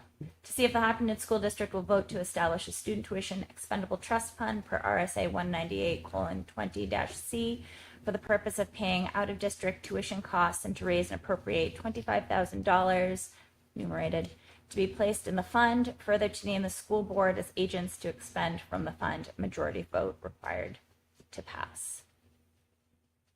I move we create this trust. Second. Okay. Any further discussion? Okay. All those in favor? Aye. All those opposed? Okay. Rob, whatever you need ahead of tomorrow. Yeah. Yep. I know but we have some materials, but use us to do whatever you need to I do. think if we just have the warrant on a slide that's large enough to be shared, and we'll just talk through it. Are Okay. you doing the full slides again? I'm pretty sure we're going to do a recap. Probably not to the same, hour plus detail that we did the last time, but starting with numbers and do a brief recap. That's what we did last year. And so let's just talk logistics before, like, do you want us to just add a slide to the existing presentation? Do you want a standalone slide just for that information? I'd like a standalone slide to go to the committee so that they know to look for it. And, with a, urgent, read this, really sorry, but, You could do a slide for this and a slide for the snapshot, yeah. 2 standalone slides to give you some time. Yeah, and then when we collate together for the whole presentation, we can get it together. I just want to make sure that when people get their materials tomorrow, it's not an add-on to the presentation. It's things are hitting the fan at rapid rates, and we're trying to respond in time. I've been working with John Houston to get the tax impact document ready. Do you want me to email him so that he can try to change it, or is it at this point, we'll do that after the fact? I think we can do that one after the fact, because he's, he'll have that up to date, and then he can modify after things get approved, because that might even change tomorrow, depending upon how things go. Okay. As we think, one more thing about open enrollment, the law does say that the school districts shall hold a public hearing on the open enrollment question at least 15 days, but not more than 30 days before it is to be voted on. Right. Can we schedule that public hearing? Do we want to do the public hearing on this Do we have it? 5 p.m. on the 17th? Can people make that at our next meeting? Yep. LARP. I'm good. Okay, I can make it. I might be coming in on 2 wheels, but I think so. We have finance at 4, right? On the 17th? Yeah, you guys be coming in hot. That's good because we'll see. Yeah. Coming back from Seattle that morning, so. Oh, Oh, even better. So much coffee. Great. Okay, cool. by plane or bike? All right. Let's get that a calendar holdout for that, and then we can lock that in. Okay, great. Okay, let's look for the next part. We're going to finalize warrant articles. So the open enrollment 1 in, 1 out, that will take the place of Article 2 if everyone looks. Then there would be, I'm not going to reread these all again because they're the same as what we had nominally approved at the last meeting. We do have to decide what number we want to make the establishment of the enrollment trust. I don't believe it's in here. So we could either put it right after operating, we could put it at the bottom, we could put it anywhere. Well, we're going to do a warrant for the policy, right? Yeah, that would be Article 2. So that would be at the top, then operating, I think would probably be smart. And then it moves into trusts. Grouping. What?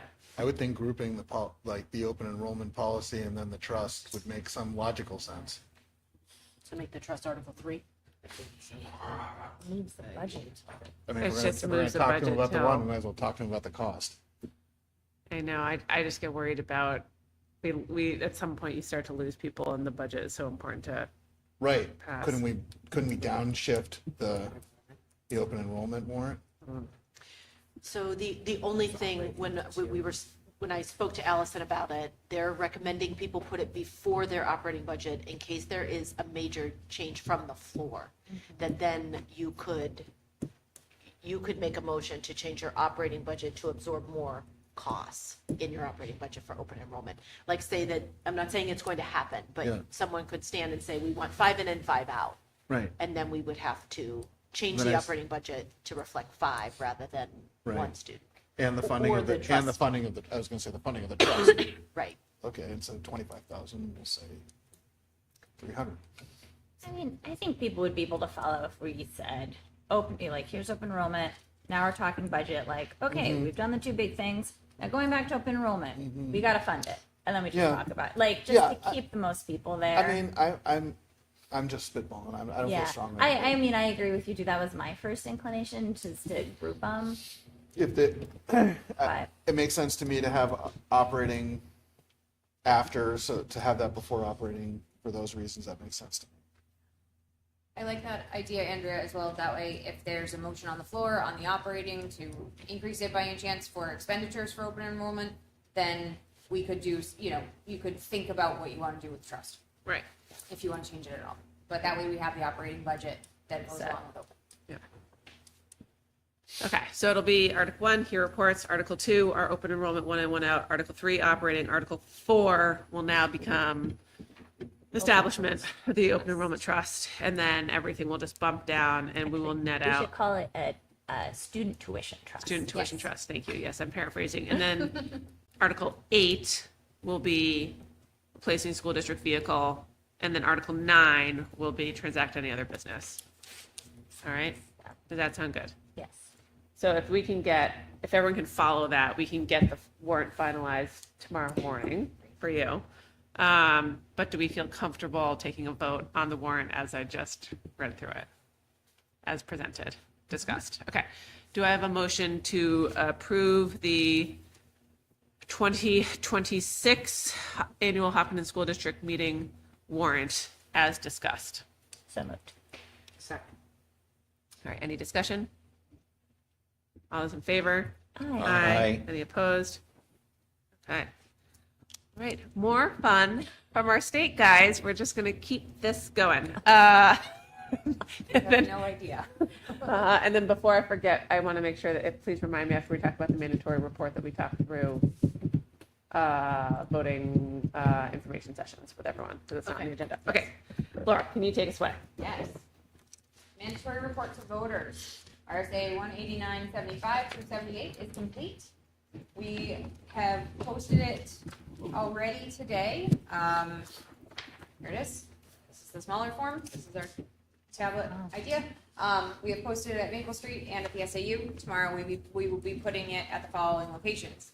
The town hall, in order to have it ready for budget committee, for the town library, Hopkinton Middle High School, in the yurt, and Harold Martin School. In the vestibule. We will also be putting it on our website, and we are working with Concord Monitor to get it in the newspaper so that it is out. Did we figure out what form it needs to be in the newspaper? Can it be a QR code or a link, or do we actually have to pay to have this? It cannot be. It has to be in its form in the newspaper, but it does not have to be the required 18 by 24 2 sheets. It can be whatever size is legible. Essentially, there is no requirement for how big it has to be, but it does still need to be in the newspaper. So I've sent it to them as an 8.5 by 11. And I said this is that size, but you can, please show me a draft of what size is readable. We have a line of the cost, 1,000. I'm guessing it's about $1,000. right? I mean, It was $4,500 to do 2 18 by 24s. For one day, probably. So, but legally we are required to do so. So we will do it. yeah, no, I just think it's good to make people aware of what we're spending to comply. Yep. Thank you. Quick shout out to Matt Christie at the middle high school. Mr. Christie printed the posters for us. Oh, thank you, Matt. So then alongside this, there is also in the folder a mandatory, an overview document, is that fair, to talk about this report because it's a reasonable amount of data. Thank you, Laura, for compiling it, to help explain what the graphs are. And you can't combine these two documents together because of the way that the law is written, but we thought that being able to have context with them is really helpful. And are these going to be posted on the website someplace? Yep, we will put it on the website, separate from the budget process. It will be under district information, where we've also posted the parental bill of rights, which was another requirement that will also be in the town report. Some things that I tried to address in the FAQ is, where does a lot of this information come from? Some of it comes and is available directly on the Department of Education, and also linked on our website is our school district report card. So if you find that, you can link to the most up-to-date, and that has information about our student proficiency rates and lots of other data that the DOE collects about us. You'll notice on the graphs that Laura did, we've got a darker line and a lighter line. We're required to adjust those numbers for inflation, and there is a calculator, the U.S. Bureau of Labor Statistics. So if anyone really wants to go and check out that calculator, that it's available for you to use. We've talked about the timelines, And then I wasn't an economics teacher, maybe someday, but there are a lot of questions, right, that people have about inflationary measures. And so really the questions, when I've shared this with people, they look at it and they say, what am I looking at? What is, like, what are the takeaways? So, those are questions that you may have, and, if you do, you can reach out, you can ask your local economics teacher, you could ask your legislator. I mean, You could ask your school board, right? You could ask totally. your school board. Yeah. We're happy to provide additional context or information. Also included are some administrator information, and we've got some questions about, why aren't the principals on that chart and things like that. We really just went by the letter of the law, which we pulled through the FAQ, which are superintendents, assistant superintendents, which we don't have, directors or coordinators of diversity, equity, and inclusion, which we don't have. But the functionally equivalent officials, Laura and I really wanted to do our due diligence, and you'll see that we've added our director of student services. Those positions for the superintendent and business administrator, they should, I think, be pretty steady over time. You had the same two people in those jobs for a very, very long time. And then you had Mike with the BA that was here for a very long time, and now you have two new people. So hopefully we will also be here for a very long time. But, those are some questions that have come up. You'll notice that there's more variability on the teachers. There's questions and answers around that. So if people have questions, they should reach out. Okay. I know this is a lot of work, so again, thank you. Very pretty, even if it is a lot of information. Do you want to provide both of these sets of documents to the budget committee and just say this is part of the reporting that's happening, or do you think that's outside of their purview because it's a It'll state be thing? posted in the town hall. I mean, Right. I don't think for tomorrow night would be a good time. I think Right, for our maybe next, the our next next time. meeting, once we get through this, it'd be Okay. fine to have a conversation about Great. it, but I think we have enough to do in terms of just the budget process, and this Great. really isn't related, so. Yeah, and there's no vote required either by you or them. So Right. we really just have to post the information. Okay, I mean, we'll do it. We'll just do it. that's great. I think that's great. Any questions about this? Not a question, but a comment. As we're talking about the cost of compliance with yet another mandate, I think it's also just important to note and recognize that the amount of time both of you and others are spending, when we look at the admin line, this is a cost. Like, you could be doing other things. So just to acknowledge that publicly, I think that's also a not insignificant cost here. Yeah. Thank you. I think they're great. Thank you. Okay. Okay, we're gonna round the corner here before we go to policy palooza, guys. But we've got a couple more things to go on budget while we get everyone through this process. One is you guys may or may not have noticed, but I never actually finished the newsletter that we were talking about sending in October. So I went through very early this morning, took another spin through it to basically do a pre newsletter to the mailer that I think we should talk about whether or not we want to send that out. I think it's incredibly effective to prep that. But I just shared the newsletter with you guys. It's largely the same about what is the role of the school board. It's also about how does developing the budget work, just as a precursor to this is all the information about the budget. Still talking about what the outcome of the security redesign process was, hot lunch, so pushing people towards food service and then doing that. So it'd be a quick thing that hopefully Andrea can get out this week, get that meeting on people's radars. It's on the website. It's going out through the skim of the nest. The PTA talked about annual district meeting, but just a good thing to prime the pump.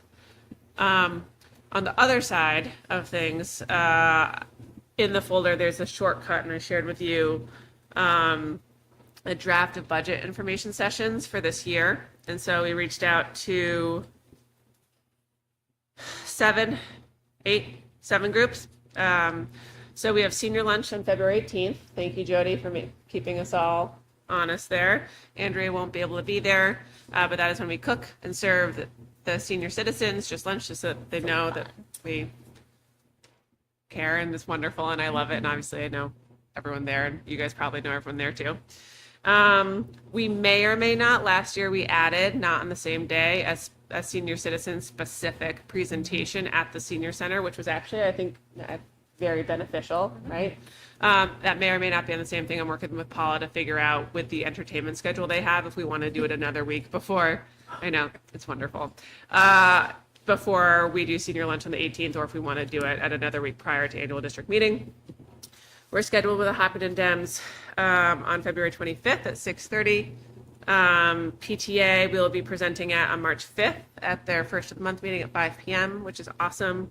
Hopkinton Rotary, Rob is scheduled with them for March 11th at bright old 7:15 a.m. at the Slusser Center. Yeah, baby, bring your happy bucks. Yep, that's right.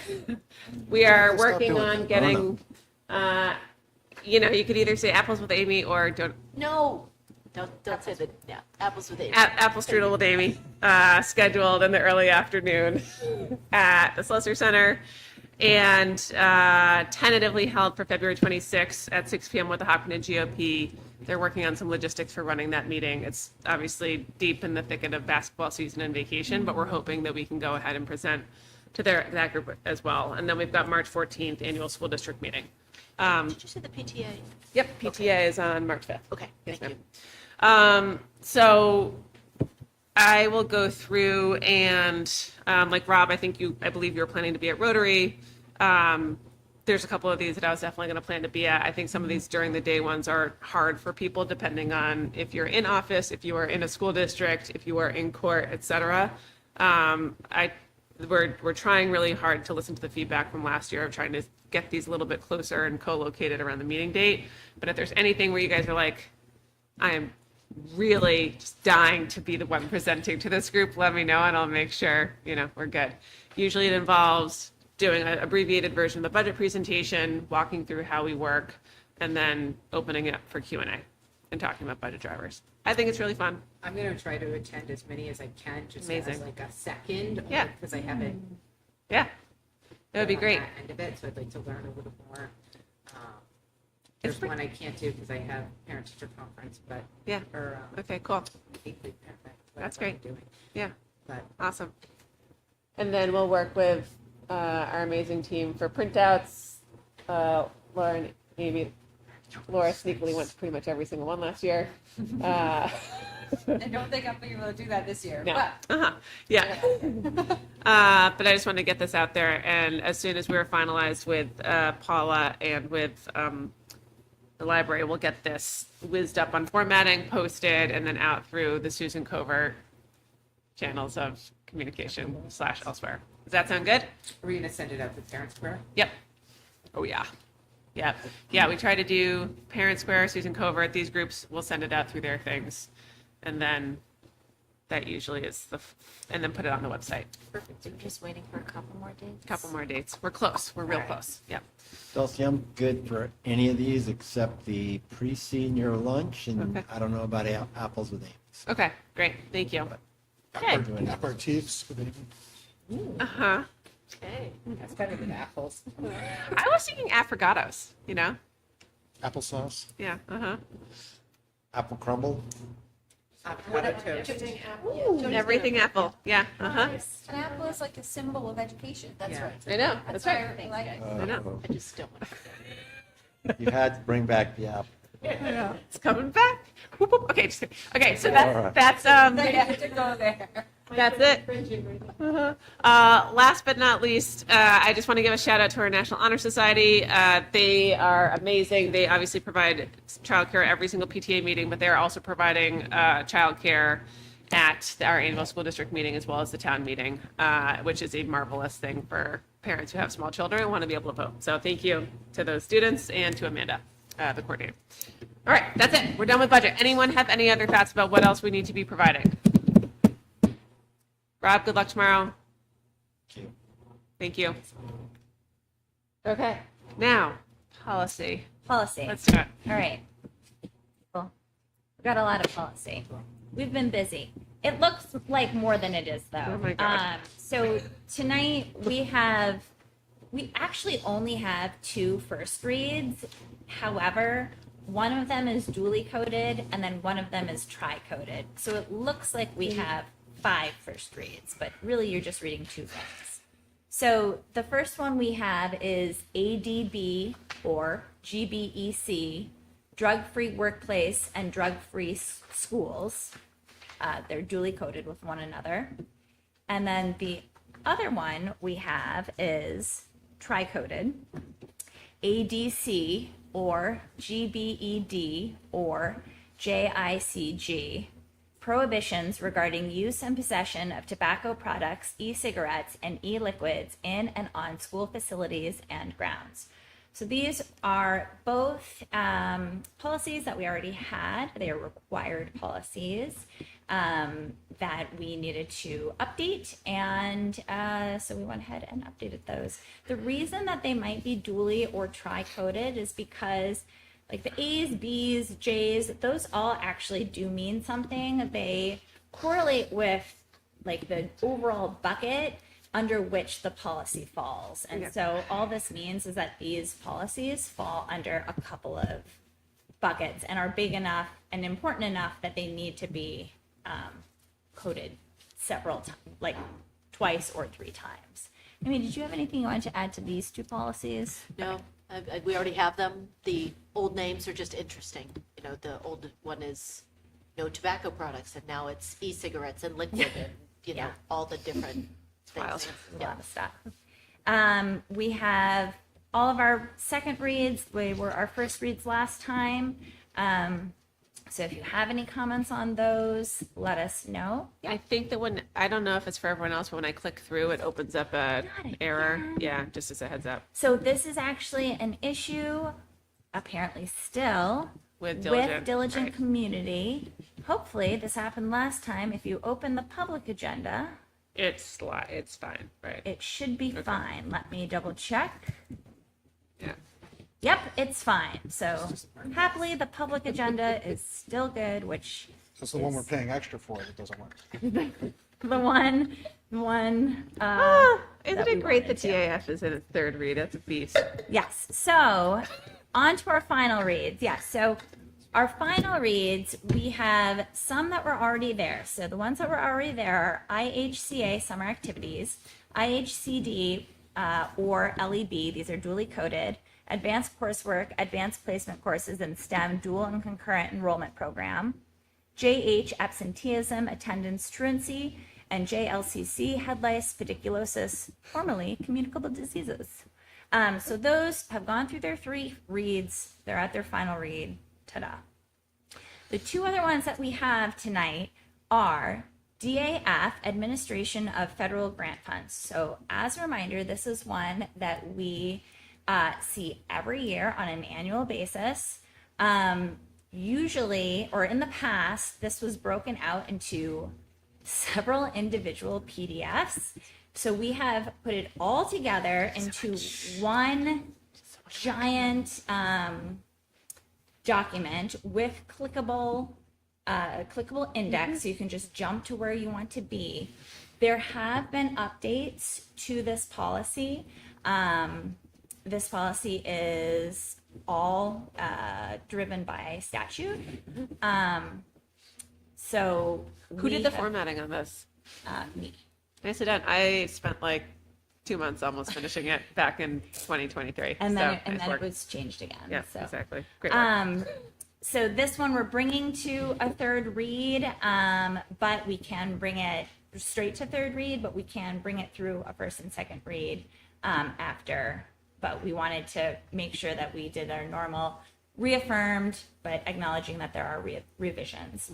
The other one is EFAA meal charging. If this sounds familiar, it's because we just passed this in December. And with this meal charging, we followed exactly the recommended policy through the New Hampshire School Board Association, which has been vetted by attorneys there. However, we had an audit through the New Hampshire DOE, and they wanted us to break out our debt section just a little bit more. And so I highlighted in there the additions. Basically, they just wanted us to call out exactly, like bad debt and Right. bad debt, Delinquent debt, And then a little bit about our record keeping. and record keeping. Yep. Right. So I highlighted all of that. That is just a plopped in addition. Because we just did this, I brought it right to our third read again. And then once we've moved through all of these, after that, I do have one policy to rescind. Sorry. I just wanted to say, in your packet is the memo that the auditor Right. forwarded to food service from the USDA explaining, because I wrote back to her and said, no, good news, we already did this policy. She said, you still need to break out the bad debt versus the delinquent debt. And So- bad debt, to be clear, is just we're writing it off, so it's no longer sitting on our books. We basically accept, right? Yes. Right. So, whereas delinquent what- is it's just still in receivables. Right, And what she collections. says is that essentially we can carry delinquent debt, which is unresolved, still open, negative balances over the next year. That debt is considered resolved. Right. What's the cutoff? There's a- Oh, just whenever we decide to move it from one column to the other? It's, most of the time, it's Like as 12 long as the months, student is or- still active in our district. Oh, okay. Yeah, it's, Follows them until they're out. Okay. it's so that year after year we can continue to provide it if they have overdrawn. Yet another Continue to. unresolved open enrollment issue. Yeah. And it could also attach to the family, right? So if they have other children, you could attach it Yes. to the younger Oh. children. Yeah.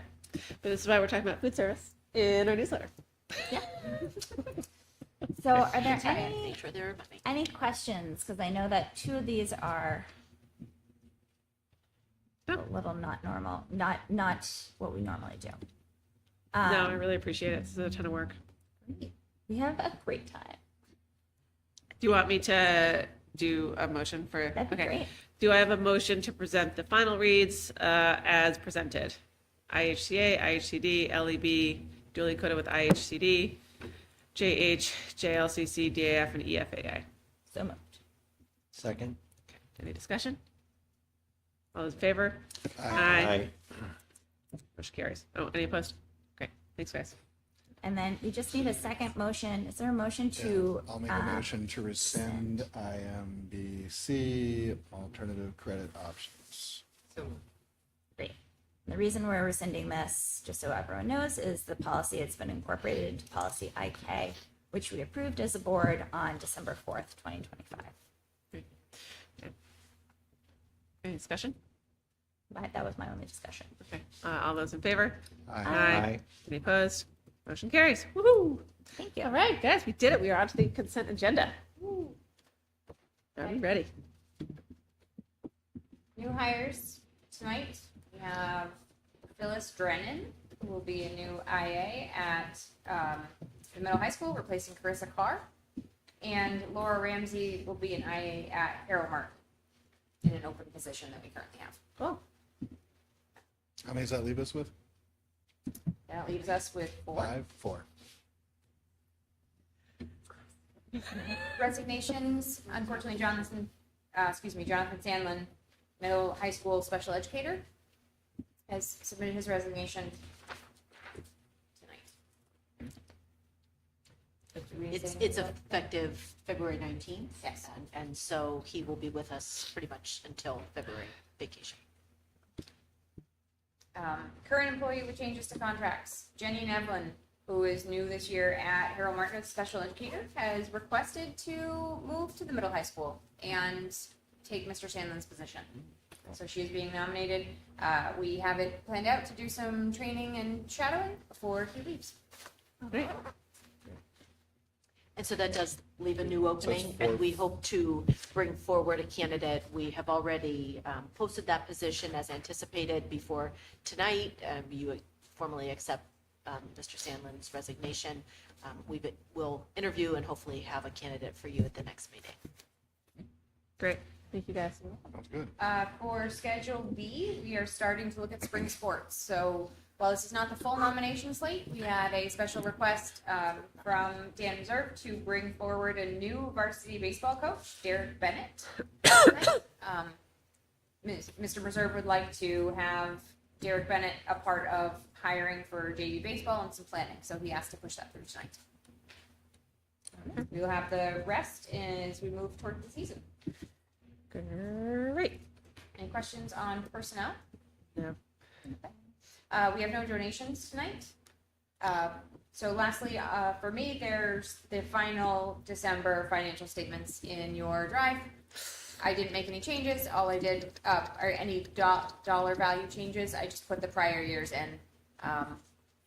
And now it is finalized and needs your approval. Woohoo. Great. And what I would like to do with these, if you don't mind, I'd like to try to, when we look at the January financials, we have a lot of changes for the payroll right now because of the new hires and things. So I may make a small amendment to your January financial that is additional expenditures for hiring after January 31st. Just to have an idea of what that does to our fund balance. Okay. Thank you. Okay. In the board folder is a request for an overnight trip. Do we need to vote on that? Not till we get to Not the, till it's, okay. still Oh, Yep. the end of the. One more sure. thing for you to Gotcha. consider is an overnight trip proposal from Kate Regaluth and Kim Stevenson. They would like to take a group to Spain in March of 2027. amazing. So they've provided the necessary details, description of the trip, how much it would cost, and it has been approved by Principal Kelly. So it comes to you tonight. So exciting. Can I go? Lucy, are you gonna go? I'm going on the German exchange. Right. So Got it. fun. It's pretty great. Okay. Anything else for the consent agenda? No. Okay. Do I have a motion to accept the consent agenda as presented? So moved. Second. All Right, too soon. All those, no, any discussion? I love these trips. I think they're huge opportunities. All right, all those in favor? Aye. Any opposed? Great. Okay, I'm gonna pull up committees. Okay, policy, do you guys have anything else other than the 18,000 policies we just No. discussed? Great. CIA? We meet in not this Thursday, but next Thursday. Okay. Great. And after budget, we will bring you a few things. We have some standards. We have the PD master plan. You know, it's just been lots and lots and lots of budget. Great. So CIP? Okay. we haven't. We made we were discussing the new updated town report, which includes our report, and just to put it with you guys, as I asked Amy to check with Jim to make sure that that's all ready to go for print in the final print version. So just a heads up there. Safety and security, haven't met.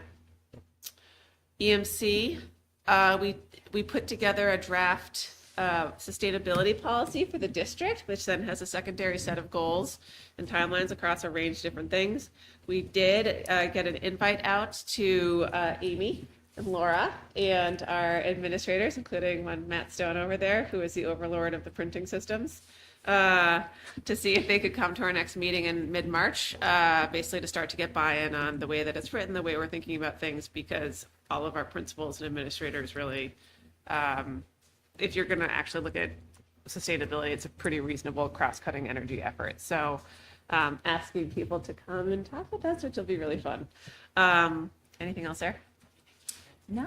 Oh, and then, also, Harold Martin is asking the high school if the high school could help implement the composting program at Harold Martin, which will be great.